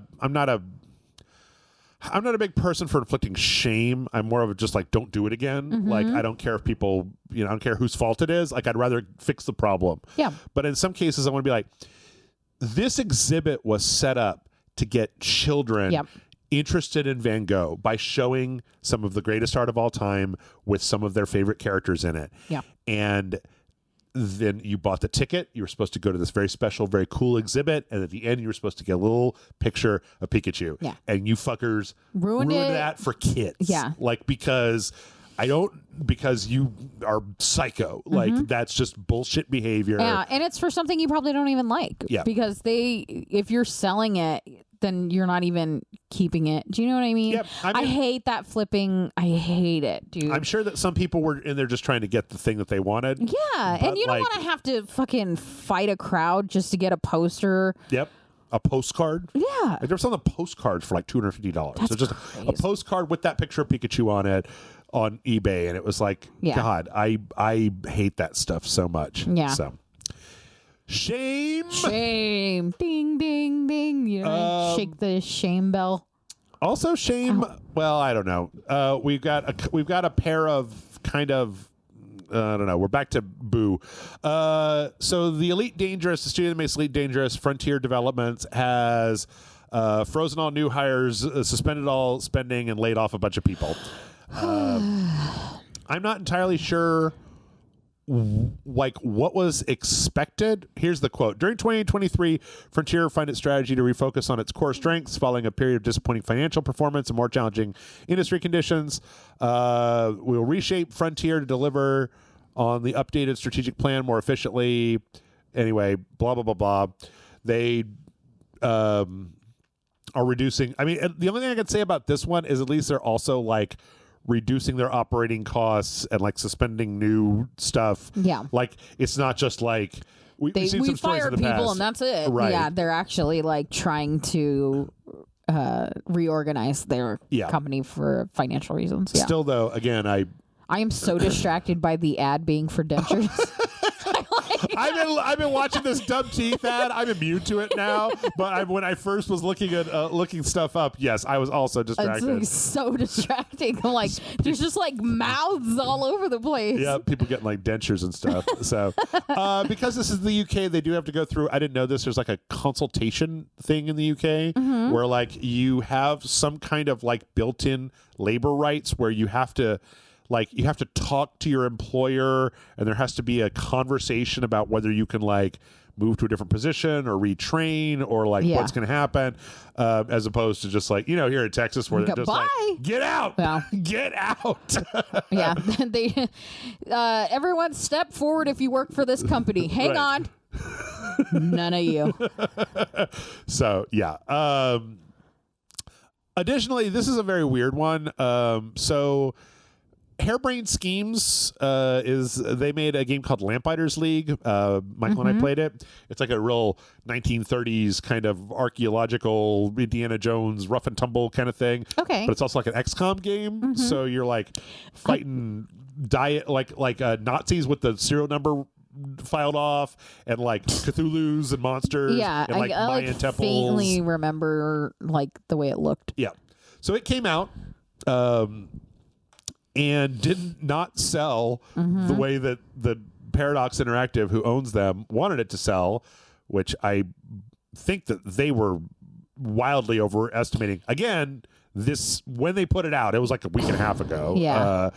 And then like what this style of game, what any kind of tactics game would do. Now, they obviously spent a lot of money on art and this whole kind of like animated sequences and systems and things like that. But it didn't sell the way they wanted it to. And this is one of those, if it's not the highest selling game of the year, then it's not successful scenarios. See, the thing is, I'm not entirely sure because this was on Game Pass. Yeah. It just feels like sometimes these gaming companies, these game developers will, set a standard or a goal that is just unrealistic. I can see that. But this one kind of has a semi-happy ending. I don't know. It's a less bad ending than like say our last one. Because what happened was Paradox bought Harebrained Schemes a long time ago. They have now separated. So Harebrained Schemes is now basically an indie company out on their own, and Paradox is doing their own thing. Paradox is keeping the rights to Lamplighters League and Battletech, which was the last games they made under Paradox, and then Harebrained Schemes is out on their own. From what I know about the video game industry, this is kind of a double-edged sword because it means that Harebrained Schemes now has to make money. Like they have to make sure that their next game does make money. Yeah. However, they no longer have to answer to corporate overlords, so it's kind of more of a sink or swim type of thing. Yeah. Like IO Interactive was owned by Square, and then when they did this exact same thing, when Hitman didn't make enough money, and they disconnected from Square, they went out on their own and made a shitload of money, and are now making a new James Bond game. The Hitman franchise is very popular. Yeah. Et cetera, et cetera. So sometimes that's better because it's like a prove your worth sort of thing. They also, Harebrained Schemes also laid off 80% of their employees in like July. So there's just like 2 people there now. So yeah, it may be the sort of thing where they can get done. Of course, I've read a lot of stories about indie developers where they try to find a publisher to give them cash to make a new game, and then the money runs out or the time limit happens or something happens and then the whole thing crashes. Yeah. So this might be Harebrained Schemes' last hurrah, or it might be the beginning of a new golden age for them, depending on what they do next. Either way, what fun. Yes. Let's see. There was an RPG called Inkbound that came out. This was made by the people that made Monster Train, which was a really fun kind of tactics card-based game. This one's all about this kind of weird thing about stories. So it's like you play as like an ink character. They have pulled all the microtransactions out of their game. Oh. It launched with a bunch of cosmetic microtransactions. They, I think, probably looked at it and realized that the people that are playing the game don't care about that. Yeah. And they kind of put out a statement saying, like, also, the industry seems like it's not super hip on that sort of thing right now, so we're taking it out of the game. Nice. So, yeah, good news. Good news. It's a rare occasion that you hear them. You never hear about anybody taking them out. Usually it's like, guess what? We're adding it in. Trinkets. Sorry. Speaking of transactions, we got the information that Minecraft has sold over 300 million copies, which technically makes it like the best-selling video game of all time. Yeah. The one that is right below it is Grand Theft Auto 5. We know that Grand Theft Auto 5 has sold incredibly well over the years. How many copies would you think that Grand Theft Auto 5 has sold? In comparison to Minecraft's 300 million? Just, what do you think? I'm going to say 95 million. I think there's like a huge gap. Double it. It was 180 million. I get 2 hours of sleep, man. I ask you to double nothing. My math's going to start looking like that one. Blizzard math. I'm doing Blizzard math. I'm so tired. It was 180 million for Grand Theft Auto 5, widely considered one of the most successful games of all time. Yeah. This is also counting from like when Minecraft went into first beta, when Notch was making it, not when Microsoft started selling it. But for comparison, they hit the 200 million mark in 2020. Wow. So in the last 3 years, they've sold an extra 100 million copies of Minecraft. It's so weird. I mean, because of the way it is, you can kind of port it into any console. Like every time there's a new console, you just like, Cube World, do it. It'll run on everything. Yeah, because it's so crazy. Yep. Further proof that if you make a good game, it doesn't have to be the most like beautifully crafted game. It just needs to function well and be fun. Yep. Sometimes fun is better. Also, I think that they did their vote and the armadillo won. Oh man, I saw a whole thing about people being like vote for all of them or don't vote. Or they were trying to get all three. I love it. You guys are so silly. Winner. Armadillo won the Minecraft. Yeah, no, we talked about it. Tessa and I talked about it last week, where they had all of this like union, like propaganda, type of looking stuff. And I love it. People are great. I was like, should you guys really be using this for fucking Minecraft mob votes? Like, I mean, if you're used to doing it casually, you'll be able to do it formally. I guess. Does that make sense? Like, gamers, unionize and don't vote. And I was like, wait, what? Yeah. I mean, maybe not like the best strategy, but I do love the idea of everyone being like, we want all of them. Right. Yeah. I get that. I love the fight. I get that. You kooky Minecrafters. And then our last story before we do the trailers, some guys over at the 4chan think that... I already don't like this story. It doesn't matter what you say now. They think that the 26th, we're going to see a trailer for Grand Theft Auto 6. Why? Because... Why would I care? On the 26th, I'm going to get a good night's sleep. I'm going to have a really nice dinner. And then I'm going to wake up early so that I can play Alan Wake on the 27th. I don't know. So somebody on there put forth a thing where they said they had seen this trailer internally, and they listed a bunch of really specific things that sound like they could be from a Grand Theft Auto game, which is what has given them more cachet than just like, I heard a rumor that there's going to be a new Grand Theft Auto trailer.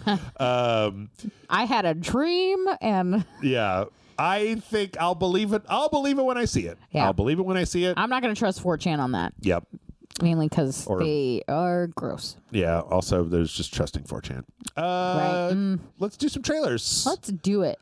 We got the Spider-Man. There's definitely a Spider-Man in that trailer. There's a Spider-Man coming out. A man who is a Spider... Two men. Two Spider-Men? Maybe even a third one if you count Venom as a Spider-Man. I do not. He's got a spider on him. He does. Look out, you got a spider on you. And he's like, oh, where?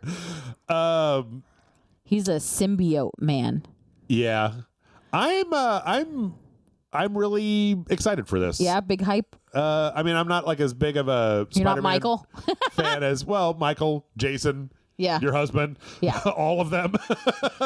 But considering nobody's making a Superman game ever, this will have to do. But they're also very good games. So, and this trailer looks really cool. It does. I like all of that. I like the way that they made the Venoms. The Venom, like, goopiness. It looks good. It does look good. Like, we get to the next gen to get the goopy Venom goops and the tongue, ray trace that tongue all flip-flapping around. Yeah, it is kind of nice to see Venom look like that. Sometimes he looks like hard plastic. Yeah. They're just like, it's easier if we just go, it's just like a weird black on him. Well, it's like Venom looks fine, but he usually doesn't have as much of the goopiness coming off of him. Yeah. So it's nice to see him with the goops. I do like a goopy Venom. It's very wet. The Venom suit is just very wet. He's a moist little symbiote. Yeah, I don't know. Can't wait. The problem is that it's almost 8 o'clock here tonight with you and I recording this. At 11 p.m. it unlocks. But I kind of do need to get a good night's sleep so I can record it tomorrow. Yeah. I want to do that thing where when Dark Souls came out, where I stay up until 6 o'clock in the morning playing the game we're supposed to record on. Yeah. I can't afford it. Can't do it. I can't do it. Can't do it. I don't have the heart.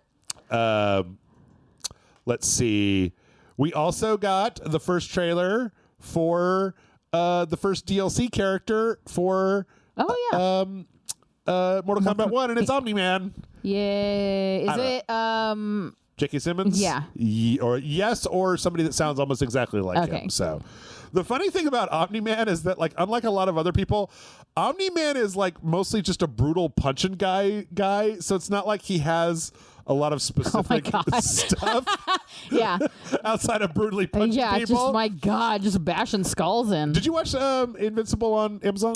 No, John did, so I saw a little bit, just kind of in the peripheral, but I know. I called it at one point, though, because there's definitely a fatality in here, which is where he holds Mark up and then a train goes through them, and then the people just get blasted. Oh my god, that's so funny. And then also when he kills the immortal guy at the beginning of there, that's definitely one of the fatalities as well. So. Yeah, I don't know.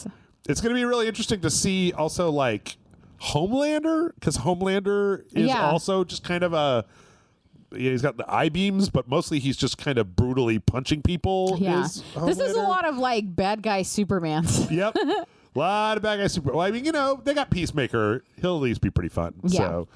So, will that have John Cena's voice? Because that's hilarious. I think so. Or wait, it might be that J.K. Simmons is the only one that's a sound alike.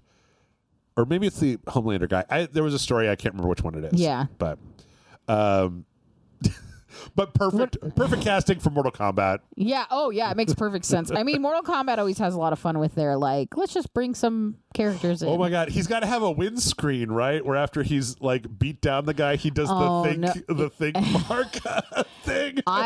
You know what? This is gonna be meme central for I mean, Mortal Kombat's so great at it. Yep. Let's see. We also got the launch trailer for Mortal Kombat Onslaught, which is a new iOS/Android game, and it looks absolutely poo-poo.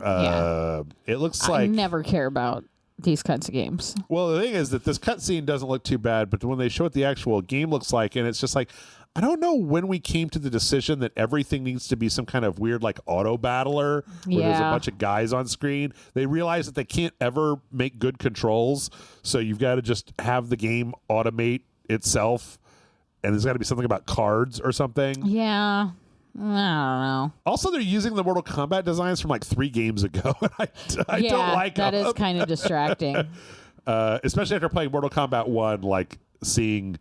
Kung Lao's weird head condom thing that he wears under his hat is weird. Anyway, that looks bad, but that's all right. I got some fun stuff. Call of Duty has their Halloween event called The Haunting. Yeah, that's coming out. Call of Duty is also on the we're gonna put junk in our games from other franchises. Hell yeah thing. How much do you know about what's in Call of Duty for Halloween, Amanda? None, Zio. So we've got this trailer with these guys. But I know sometimes they have a little fun with their Halloween stuff. What's funny is this Indiana Jones? Because it feels like Indiana Jones. Nope. Do you know what I'm talking about, though? You would never guess from what's going on here. Scorpion King. It really does look like the Scorpion King. Actually, I talked about this before, but now there's a full trailer for all these guys, so I want to talk about it again. No, it's Spawn. It's always damn it. Spawn, which I can't think of a better one for Call of Duty than Spawn. Yeah, that seems like the same audience. Also, Spawn. People that are Spawn fans and people that are Call of Duty fans, it's just a circle. Like it's Also, the worst Venn diagram ever. I read Spawn, and there have been a few points where in Spawn has to use a big machine gun instead of his chains powers. So in the live action movie, he was shooting people with guns. All right. We got a demon train. Who's on this demon train? This is our we got enough time to fuck around. God. Who's on the demon train, Amanda? Who do you think? I'm scared. What do you think? Ozzy Osbourne. That's Slippy Tubing. Goddamn Williams. It's Ashley Williams.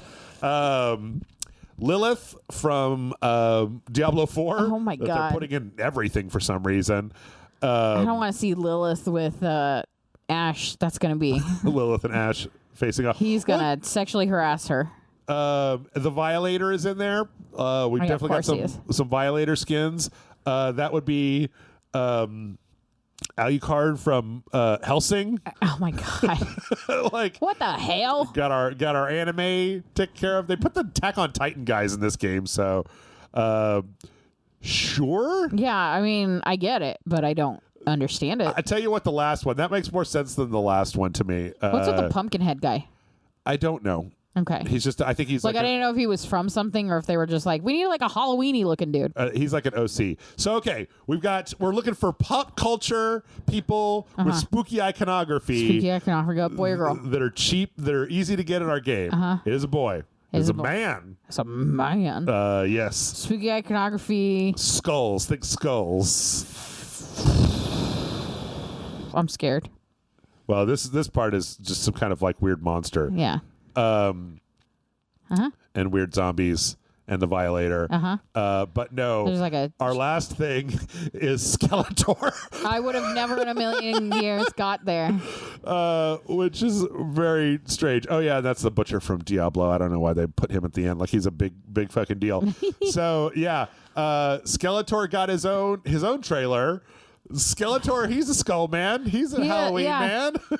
Yeah. He's riding around on ATV. He's got himself a little Skeletor. I'm on a four-wheeler, losers. Machine gun. Oh my God, I love it. He's running into combat. Fuck, it's almost worth it just for Skeletor. He's doing his I want Skeletor in Mortal Kombat. Wait. Oh, that'd be great. Put Skeletor in Mortal Kombat. Skeletor and He-Man. Do you think the X-ray vision would just be a skull inside of his own skull? Oh, I don't know. Do you know what I mean? Yeah. Like if you I don't know. hit him in the face too hard. Yeah, I don't know. It's so weird. But like a month ago, they put Nicki Minaj in this game. So sure. I mean, we're all bets are off. Why would we be upset about that while we just praised Overwatch for putting a K-pop band in their game? Because it kind of makes sense with Overwatch. What are you talking about? Skeletor makes perfect sense. Oh, I'm not talking about Skeletor. Skeletor's great. That's so ridiculous I can't take it. But like, I don't understand why Nicki Minaj is in Call of Duty Warzone. I don't understand how I'm getting murked by the fucking barbs over here. Like, it doesn't make any sense. Are you kidding me? That all sounds cool as fuck. It's all gone. All of reality has turned into who would win in a fight between. Like every movie, every game, everything. The people that grew up doing that shit are in charge. Are now in charge, and that's just the way it is. Yeah. I love it. Let's see. We got the launch trailer for Hellboy, Web of Word.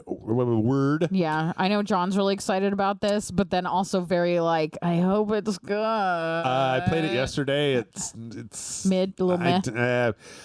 Well, so this is one of those ones where I can't fault them for doing what they did because they made a small game. It's like a roguelike. Yeah. But by the same token, they put it out like 2 days before.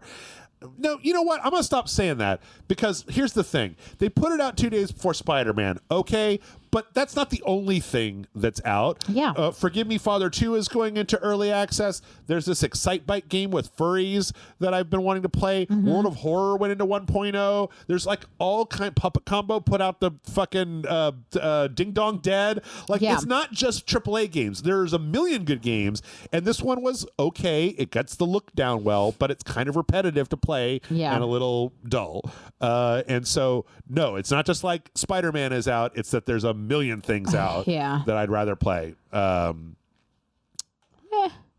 it still looks good. I also think like Hellboy isn't a huge franchise. Like I wish more that they had made like a smaller narrative game that had just been like a 3, or you know what would have been good is if they would have spent their time making the engine for this and then done one of those things where they put out Hellboy episode 1 and it was a small like the way that Bendy and the Ink Machine or like the Puppies Playtime. What was that? Is that Puppies? Yeah. Was that the one with the big guy with the where it's like one of those ones where we're going to make more than one episode, but we're going to use the profits from this one to fund the next one. Yeah.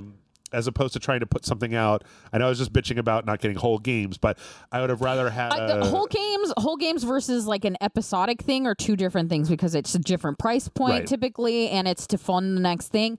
And if that episode is broken, that's the same argument as not sending out that's a totally different branching point. So yeah, I don't know. I got to defend it because Hitman was episodic and it worked out really well for them. It's like one of the only ones. Sometimes it happens. Silent Hill Ascension is starting on October 31st. We had the premiere trailer for it. This seems like the worst thing in the world. I don't know if you know what this is. I think you were actually on when Silent Hill came back, right? We talked about all the new projects that were coming out. Yes. This is the one that is like a movie that Twitch controls. Oh, yeah, I remember. Where it's like, we're going to premiere it, and then we're all going to watch it, and then the audience is going to get to choose what happens next, and then that's going to become like canon. But then like, just look at the look. It looks bad. Yeah, it looks like a bad version of the Dark Pictures anthology or something. Yeah. No, thank you. Like, I'm not even seeing that much Silent Hill. Like, the whole point of Silent Hill is the weird Silent There's Hill not even town. a hill, and it's not that silent. I know. It's so noisy. Just talking and And flatlands and noise. No. Yeah, no, it's lacking for sure. Like, the whole point of that franchise is that town and the kind of the way that it corrupts your like psychosis, but this is all in the middle of like a forest, and I'm like, well, that's not where this is set. It's kind of like the problem I had with the Japanese Silent Hill, where it's like Silent Hill is like a character in the games, and so having it somewhere else, plus there's a big focus on just like weird goopy monsters in this trailer. You know, I was just gonna say the monsters kind of, I mean, I could be wrong, but the monsters kind of remind me of like a Resident Evil game. Yeah.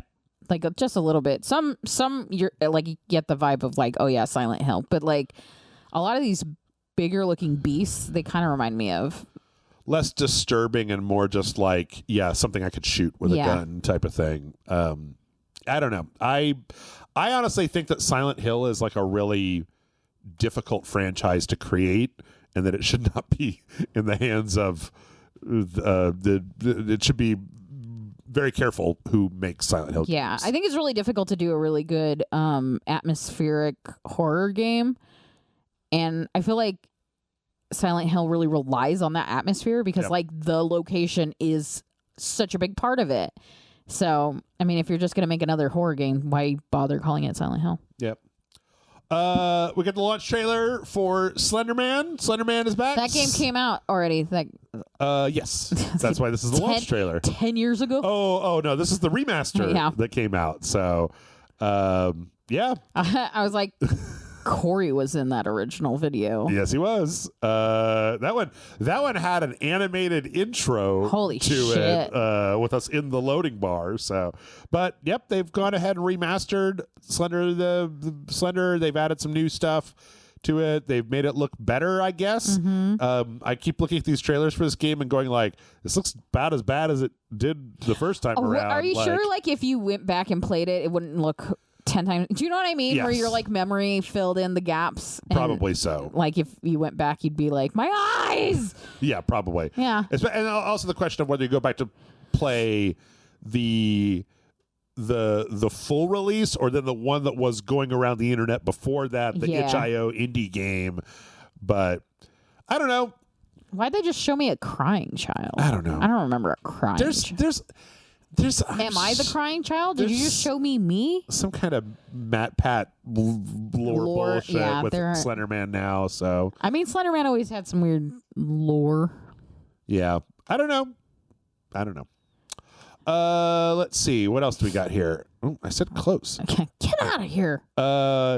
The Dark Pictures Switchback, the VR Dark Pictures roller coaster game, is getting a Horde mode update, which is a weird thing. Yeah. Where the games are all kind of about narrative. And this one is about shoot them in the face. Yep. But you're still on a roller coaster, so I guess the roller coaster stops from time to time. You gotta kill as many things as you can, and then try it again. When was the last time you played a VR game? Long time. Yeah. It was Oculus 2, DK2, I think. Huh. Oh, you know what was funny is actually I talked about that indie horror showcase that was happening. Mm-hmm. One of the other things that was announced in that indie horror showcase was a Horde mode for My Friendly Neighborhood. Oh. And it had like a really good name. I was trying to see if I could find it. Because there was a few good things in there. Okay. Nope. Nope. Okay. There's too many horror games here. Yeah. Anyway, but yeah, of all the games to get a Horde mode, I think My Friendly Neighborhood was not the one that I would have never guessed. expected, because that was a weird one. So, yep. Let's see. Speaking of VR, we got the Assassin's Creed Nexus VR trailer, which is 10 minutes long. Now, this be is like honest. a walkthrough. Are you going to play any of these VR games? VR games. No, I'm just letting people know about them. Well, okay, so here's the thing. Watching this did nothing but solidify the question that I had before, which is, why in the world would I want to play an Assassin's Creed game in first person in VR? Yeah. That sounds horrible. Like, it sounds like vomit-inducing with the amount of climbing and jumping and stuff that you're doing. And parkour, like somebody who can actually parkour. Like, you have to climb, I guess, and you have to kind of turn, and I was like, no, I don't want to. I don't understand. Like, they develop it, but are they doing it and being like, this is fun, I'm having a good time? Because I just don't feel like it even looks fun. It doesn't. I don't know. It could be, but it does not look fun to me even a little bit. Yeah. It's funny, too, because I also heard something I got some red flags. They're talking about the way the combat works, where you parry and then you have to, like, attack people. Mm-hmm. And they're like, and it's hard. Like, people are going to have to get used to it before it'll do. And I'm like, I'm not going to do it. Yeah. Nope. Sorry, Dollar Tree. Also, Jackman. They've got a bunch of stealth segments, but it's a first-person game, and so, like, you have to, like, peek around corners. No, I don't want to do any of that. I don't want to. Anyway. I'm getting harassed. He wants you to take him for walks. And your dog is trying to harass me. There was an Agatha Christie Murder on the Orient Express game that came out this week. Oh. There's a 10-minute video that shows a lot of, like, Mind Palace stuff. I will say that Monsieur Poirot's mustache is a lot less silly than Kenneth Branagh's mustache is. I really feel like I can't relate to that. You think that's less silly? Have you seen what Kenneth Branagh's mustache looks like? Yeah, man, I saw Haunting in Venice. Boop. He's like two mustache. He's like glued a mustache on his mustache. Yeah, he's like, look, I'm not going to shave this mustache. I grew it out. Yeah. I don't know how you put out a game based on Murder on the Orient Express. We all know what happens on Murder on the Orient Express. Yeah, that's fair. Unless they, like, randomize it. Also, Poirot looks really weird. He does. He looks like evil Bryan Cranston or something. I don't know. Like, that's a great description. What his thing is. He's all squinty. Yeah, he looks like if Bryan Cranston played Waluigi. Go watch the trailer. You tell me that's not true. That's the best description of anything I've ever heard in this world. Yeah. Let's see. We also got, this is an interesting game that came out called Cats and the Other Lives. Oh. Where you play as a little pixelated kitty cat. Yay. And it's kind of an adventure game, but like you're kind of in a spooky mansion. It is spooky. But there's like ghosts and stuff in there as well. Yeah. And a lot of taxidermied animals in there as well. And you're kind of just wandering around watching the lives of other people. Yeah, I love how filled this house is, though. Oh, my God. Yeah. It's got a big cast of characters. None of them have faces. But then, like, there's also, like, full-on ghosts as well. Yeah. So, kind of an interesting concept. That cat just knocked over a ghost book. Yep. Nice. Looks like an adventure game, though. Which this is cute. Kind of difficult to do on RageSelect. But I don't know. Maybe we'll give it a shot at some point. We've done difficult games before. True. Probably, I don't know. They did a very good job with the cat animations. Yeah, also. I'm here for the cat. So, let's see. From there, speaking of horrible wild animals, we got the launch trailer for Sonic Superstars, which is. I'm still trying to figure out what to do about this because I don't want to put this game front and center on RageSelect, but it also costs $60. Holy shit. It's a full priced game. Yeah. And I don't know if I want to spend $60 on a Sonic game. Yeah.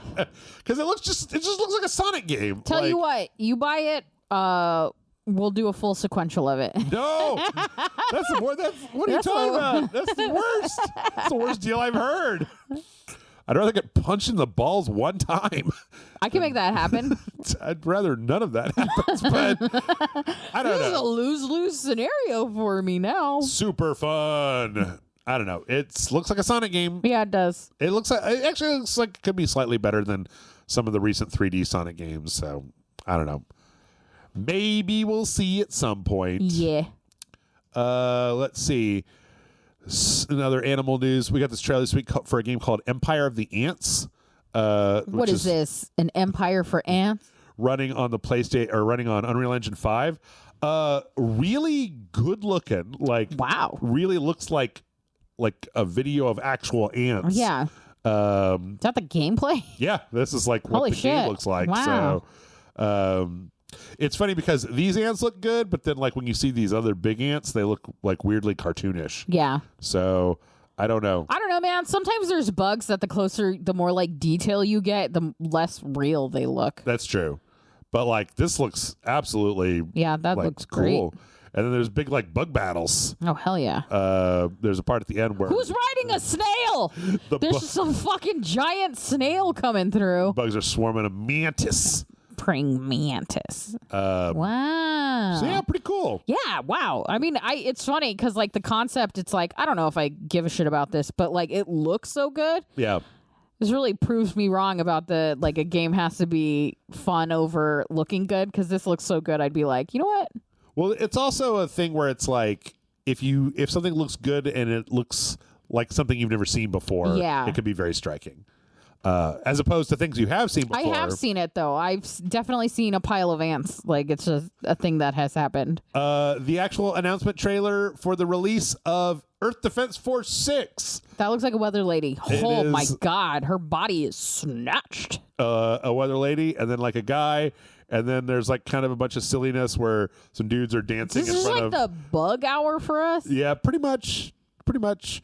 I don't know what this is all about. Yeah. Like these guys are all laying on the ground. Yeah. Yep. Didn't you play this game with Matt? This is like one of the games with Matt? This is a franchise. I have played all of them, it turns out. With Matt? With for the Matthew? most part. Yes. Because the bugs are actually from outer space... And then eventually they start bringing in like Godzillas and UFOs. And it starts off with like ants and spiders, but then it becomes like weird megalodons. They were like, psych, here's the real monsters. Yeah. So, but yeah, this is an announcement that it is coming out next year. Nice. Which is good because it's been out in Japan for a little while. And I know that. Because I actually bought a copy, but I just haven't had a place to put it on RageSelect. So. Yeah. Spring 2024. Fun. We also got, speaking of giant stuff, we got the rise of Kong Skull Island, which has widely been heralded as one of the worst games to ever be produced. Yeah. Anytime, anywhere of all time. Nice. So, well done. Good job, guys. Yep. Who knows? No easy task. Maybe it'll show up on RageSelect. Will it? I don't know. You gotta tell me. I'll tell you. Will it end up on Patreon? Full sequential Patreon? You just have to see. Game called Don't Scream came out. Done. Is it Blair Witch ripoff? Yes. Okay. It is an 81-minute kind of like found footage, but I think it might actually be, I'm not entirely sure. But here's the thing. This is a gimmick game where you were supposed to, when you hook it up, set up a microphone and make it as sensitive as possible. And if you scream, it'll hear. It stops. It stops the game immediately if you scream. So your goal is to get through all 81 minutes of footage without screaming. And there's a variety of different things that happen to startle you. So just jump scares? Kind of. Seems that way. Does it get to one of them while we're watching? I don't know. Because I'm not going to scream at a tree at night. I mean, I might, but that's between me and the tree. There's a lot more audio happening in here. If a tree at night is getting screamed at and no one else is there to hear it, did you really scream at the tree? I don't know. This might be for people there you that go. are... So just like, yeah, this is for, this is some Twitch stream bullshit. You know what I mean? Markiplier bullshit. Yeah. Oh, you know what I forgot to put in here is the Markiplier, the teaser for the movie. Oh, Iron Lung? Iron Lung, It looked good. Yeah. All the blood. Yeah, I really like it. Starts. I don't know why I'm so enamored by it, but in the very beginning, it's like a pool of blood. Yeah. But because of the like reflective nature of it, it looks like stars. It looks like stars in the sky. Yep.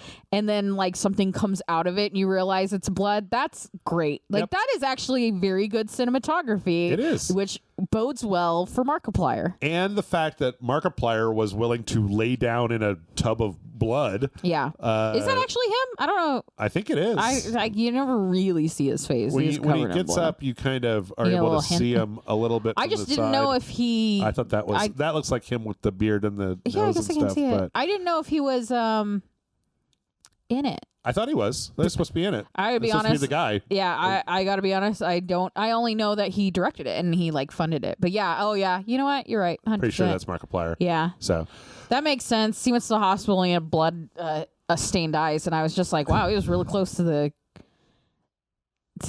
like scene when it happened. Yeah. But it makes sense that he was the guy in the blood. Yep. It actually looks good. If you were like, it's not Markiplier or somebody that you watch on YouTube and it's just a new horror movie that's based on a popular video game coming out, I'd be like, yeah, like that's enough to intrigue me that like I want to see like a real trailer. I don't like teasers only do so much, but that did enough that I'd be like, okay, I'm in. It's also I think that this is, every so often, there's like, I was watching some stuff about some other YouTubers, like Jake Paul and stuff. Sometimes you get people that are popular on YouTube that actually have their shit together. Yeah. And it seems like this is a situation where Markiplier's like, I want to take my shot, but I don't want it to be like the channel awesome anniversary special. Yeah. Like, I'm going to hire somebody with actual money who knows what they're doing, and I'm going to hire a production team. I'm going to pick a project that is small. Well, so here's the thing, and not to like toot Markiplier's horn too much, but beyond doing the Let's Play stuff, he's already been testing the waters with like short films, like because he does the choose your own adventure stuff.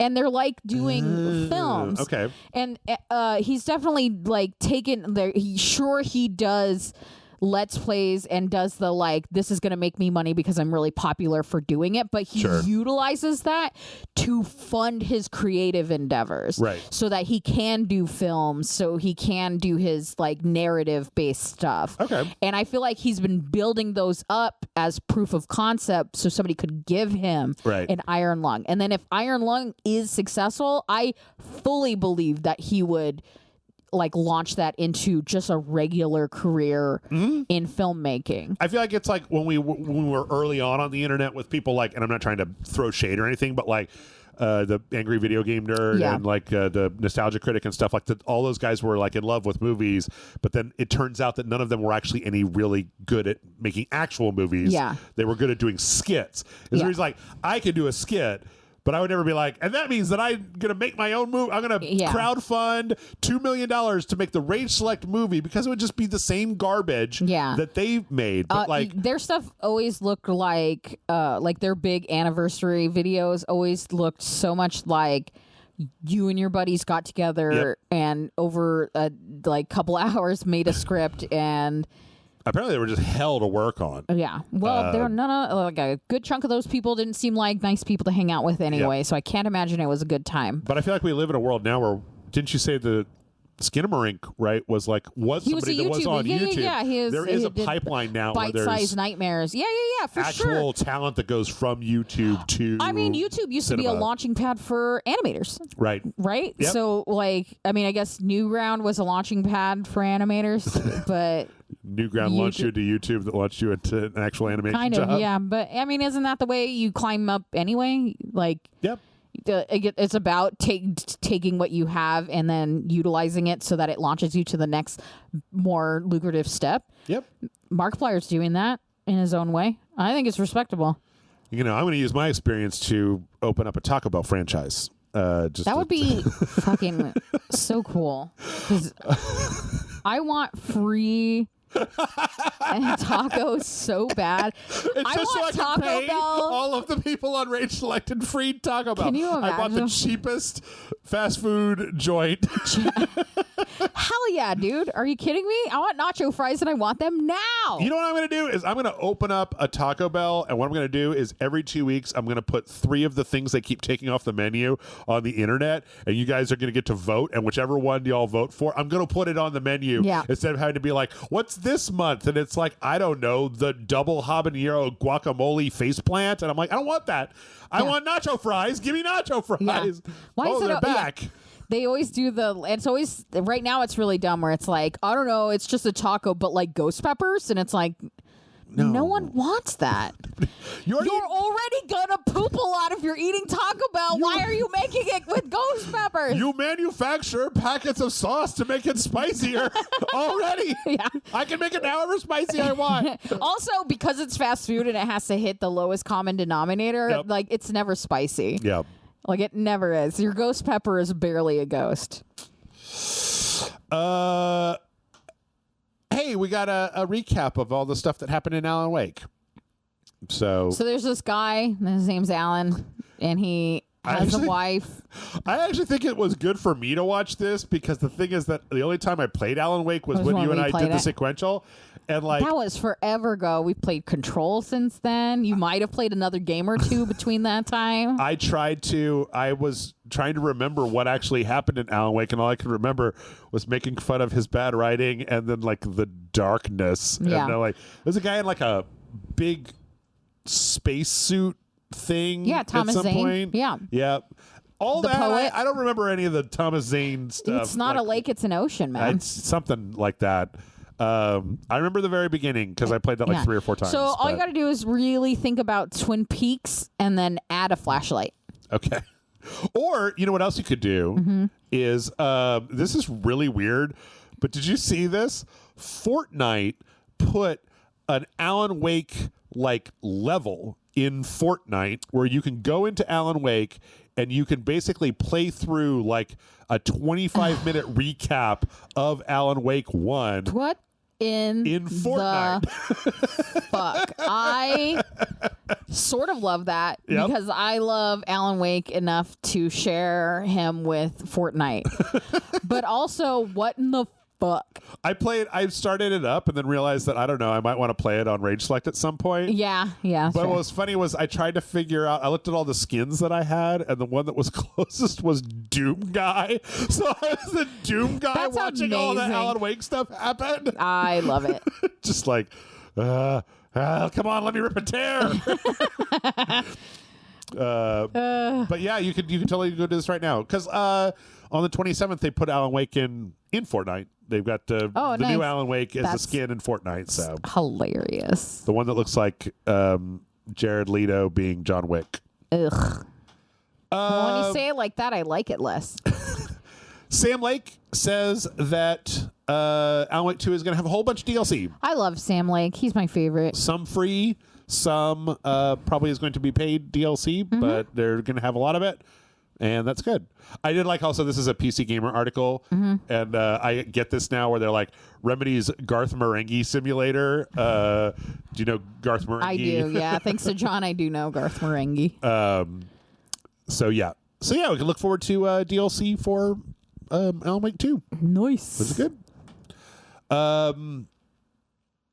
Also, if you needed more spooky stuff, they're putting that Dead Space remake on Xbox Game Pass, along with a whole bunch of other stuff. Nice. So, if you didn't get a chance to play it before. You know, I almost got a Dead Space tattoo. Oh, yeah? Which one? Well, you know how I got a ghost? Uh-huh. I have a spaceman right here. Yeah. And I was going to put the ghost next to the spaceman and be like, it's Dead Space. Oh. They also are putting out Frog Detective: The Entire Mystery. I'm just saying that. Yes, I'm just dude. saying that. Full sequential. Just saying Done. that. Just Patreon saying. exclusive. Just saying. Alan Wake Who. That's what I say. Frog Detective, baby. Also, in other Grand Theft Auto news, this is a really weird thing. Grand Theft Auto has kind of made they've made one of their urban legends turn true. So for their Halloween update for Grand Theft Auto Online, there are 10 ghosts in the world. Uh-huh. And if you find them and you take a picture of them, you will win the quest. Nice. However, the last one is Johnny from The Lost and the Damned, who at the very beginning of Grand Theft Auto 5, Trevor curb stomps to death right in front of this picture. And it was an urban legend that in Grand Theft Auto 5, if you went to here, you could see Johnny's ghost at specific days. Oh. And it was a rumor. It wasn't actually. Yeah, like all the, yeah. Yeah. I love video game weird rumors like that. But then they put it in. And then if you do all of those, you get a Oh, it's like a Ghostbuster card. a skin for Ectomobile. Yeah, for their hearse that makes it look like the Ecto 2, basically. Yeah. With some kind of off-brand. Ectomobile. It's such a weird way of, yeah. Expose yourself to the truth. You would want us exposing ourselves. Ghost exposed. So, yeah, it's pretty fun. Yeah. Not that I'm going to roll into Grand Theft Auto or anything. But Yeah, but, you know, I like people having a goofy, fun time. Not so fun. Phasmophobia, not Phantasmagoria. Phasmophobia was supposed to be out on consoles this month, but unfortunately, the devs, they're like office burned down. Oh my God, I didn't know that. That was a while back. Did but spooky ghosts do it? I don't believe so. What kind of ghost? There's a whole You have to list that you have to identify. Identify which ghost. But what they've done, they had to then transition to working from backups. They transitioned to working from home. Yeah. And it slowed the whole process down. They're just like, the problem is that when this releases on consoles, it's supposed to release on the PSVR. Mm-hmm. You can't release a game that isn't properly optimized on VR. It will make people throw up, in addition to them being scared. So You should make them throw up. That's hilarious. but yes, they Also, holy shit, do I not ever want to play that game in VR? Like, oh my God, Phasmophobia? no. With headphones on? No way. In a room that with all the lights turned off, Yeah, so there's not so even it's like like, light coming no, around nothing. it. Yeah. Yep. No, good. So yeah, it was supposed to come out sometime this year, but I think it's been pushed out to next year, early next year. So That's a bummer, but understandable. Like, at least the bear with us makes more sense here. right, They're like, listen, there was a fire. I'm not going to be like, douchebags, don't set up. right. Oh yeah. See, I have now nothing but sympathy for anybody that delays their game. Yeah. I'm like, do you need more time? You take more time. Yeah. I'd rather you take more time than give me something that isn't done. So. Yeah, it's weird that you burned your whole company down just to get that more time, but, you know, Hey. you got to do what you got to do. You got to do what you got to do. Listen, I have tried to light Jeff's house on fire to delay recording, and it does not work. Hill House, it won't burn. You just the fire goes, and nothing happens. Yeah, it's the worst. The game Lake, about the lady that delivers the mail, is getting a Christmas DLC this November. Oh, we been delivering letters to Santa? This takes place the year before with the father of the woman who drives the truck, and kind of talks a lot about it's Lake is about delivering mail and then talking to people and finding out their stories and doing stuff. Yeah. I think more games need Christmas DLC. Yeah. Forget the Halloween stuff. We're over spooky scary. We want more Santa Claus. Well, I'm all in favor of spooky scary, but they've got that shit is covered this year. Next year, Oops All Christmas. Oops All Christmas. What about like a Thanksgiving DLC? You know, where everyone just becomes a turkey. My favorite is that I was doing the schedule for next month, and next month, like maybe it's Untitled Goose Game, but they replace it and it's Untitled Turkey Game. Next month, Ebenezer and the Invisible World is coming out. Yeah, which is a Metroidvania. Oh my God, I love it. Where you play as Ebenezer Scrooge, and you get the different spirits, to take down some industrialist that's trying to destroy Christmas. And I absolutely, positively cannot wait to play an Ebenezer Scrooge Metroidvania. Yeah, that's amazing. Game. His outfit, though, reminds me of Scrooge McDuck. I don't know why. The blue jacket, the top hat? Yeah, I could see it. But I like the idea that it's all the different spirits that are helping you to do your attacks and stuff. Yeah. But then also it's just a fucking Metroid game. Sure, why not? So, can't wait for that. Got that holiday spirit. Lollipop Chainsaw Remake has now been changed to be Lollipop Chainsaw Remaster. Okay. And this was done, apparently, according to Yoshimi Yasuda, the producer, at the behest of the community. Said, we asked you if y'all wanted more of a remaster or more of a remake, because it was supposed to be a remake. And then the audience apparently said remaster. So is a remake like start from scratch, rebuild, and a remaster is like taking what exists and like Up-resing it? Yes, okay. Sort of. The thing is that you've got your remaster, remake, reboot. Remaster is like generally everything's the same, but it just looks better. Remake is when you actually redo the character models. You might tweak some settings. You might make a few changes to pacing here and there. Yeah, you're generally sticking to the letter, but you're not using all the original assets. Yeah, and a reboot is just like making a whole new game and using the same characters. Yeah, the same idea. Yes. Yeah. Which it's funny because I can actually see why the community would say no. We want it to be a remaster because it means that you guys have to leave all of the game the way it was, and that you're not going to end up taking out like stuff that you think that the modern audiences would be mad about. We want is a version of this game that will run on modern consoles and looks good. Yeah, which I think is fair. I enjoyed it. Yep. Let's see. Some of these are a little weird. We're already almost out of time, so let's wrap up with a few quick things. There's a Microsoft Flight Simulator is such a good world simulator game that somebody has made a mod that allows you to just drive around in that world in dune buggies on the ground. Which that's I weird. think I would have assumed that the ground level would be trash. Yep, me too.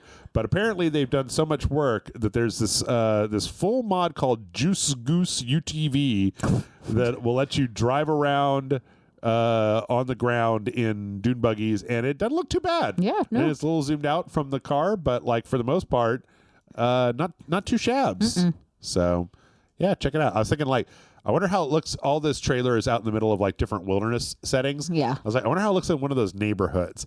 Because probably not as good, I would guess. They are using full map data, so I don't know. The PlayStation accessibility controller is called the PlayStation Access, is available for pre-order.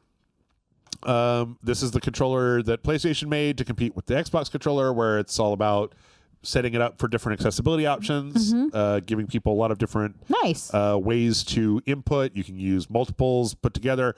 There's kind of a little 10-minute video they put out where they talked a lot about how they just like started making them and then would give them to people to test and then get their feedback. And it turns out in the beginning, like their first 3 attempts were just all wrong, which is good. It's good to go through the process and then figure out what people need. Yeah. I love it. Yep. Yeah, hell yeah. Accessibility for people is wildly important. 100%. And completely served. Yep. So. Well, it's good now that both the Xbox and the PlayStation have one. So. Yeah. Good to go. This is pretty exciting. So there's a company called Analog that makes kind of game consoles. The thing that most people probably know them for is the Analog Pocket, which was a modern... It played Game Boy and Game Boy Advance and I think Game Boy Color and maybe... I think that might have been it. Anything that would fit into like a Game Boy cartridge. But the thing is that they make these devices that use like... They're not emulating the hardware. They have actual analogs for the hardware that was in like a Game Boy inside of it. Oh, okay. And so you're not emulating, you're getting as close to 1-to-1 as if you put it in an actual Game Boy. Yeah. They have one that's called the Duo that was a TurboGrafx 16 one. They made a Genesis and a Super Nintendo one. They're making one called the 3D. This is going to be an N64. So it's going to be made to directly have N64 style. I noticed that the controller doesn't look like a weird 3-legged beast. Yes. Then what is the fucking point? Well, because people can actually play using it now. No. Yeah, they're very good at doing this. The only problem is that their stuff is slightly expensive and it is always sold out. It is 100% sold out all the time. The Analog Pocket was actually one of the coolest devices that I've ever seen. Yeah. But it was just like, I just don't have a need for that. The thing is that what I really want is for them to make a PlayStation 2. Yeah. Because that's the one console that I can emulate N64 relatively well, but I can't emulate PS2 games very well. So, but yeah, they're getting started on working on it, and hopefully we'll hear more soon. Speaking of sales, there was one Wii U that was sold this year. That was me. I bought it. Just really like it. Most places don't have sales data for this sort of thing, but some smaller retail outlets do. Yeah. And actually, you're not even supposed to have Wii U's anymore because if they weren't sold, they were supposed to have all been shipped back. That's right. But one person apparently in September bought a Wii U. So good for them. Congratulations. They're like, is this the Switch 2 that I keep hearing about? That just heard about it by accident. I was actually thinking to myself, I have a Wii U, and I'm like, but what would I use it for? And I'm like, nothing. All the games that I wanted to play on the Wii U are now out on the Switch. Yeah. And you use it to display. Yeah. Isn't that nice? It's all scratched up, too. I don't know how it got so scratched up. You used your Wii U? I don't know. That's messed up, man. I don't know. And last but not least, in other fun Nintendo news, so Super Mario Brothers Wonder leaked, and immediately people took the little flower guy. Yeah. And like his lines were just in like plain text documents and like audio files. Oh no. So they just started putting in like him swearing and stuff. That's a mean flower. Nintendo has DMCA'd all of the actual examples of this online, but which it's just, Nintendo. They don't really have a good sense of humor about this sort of thing. Nobody's going to think that's the real thing. Nobody's going to be confused, Nintendo. Come on. I mean, I get it, but also... Come on, Nintendo. Come on, Nintendo. Just let us have our fun. Let us make your adorable little flower cuss. Yep.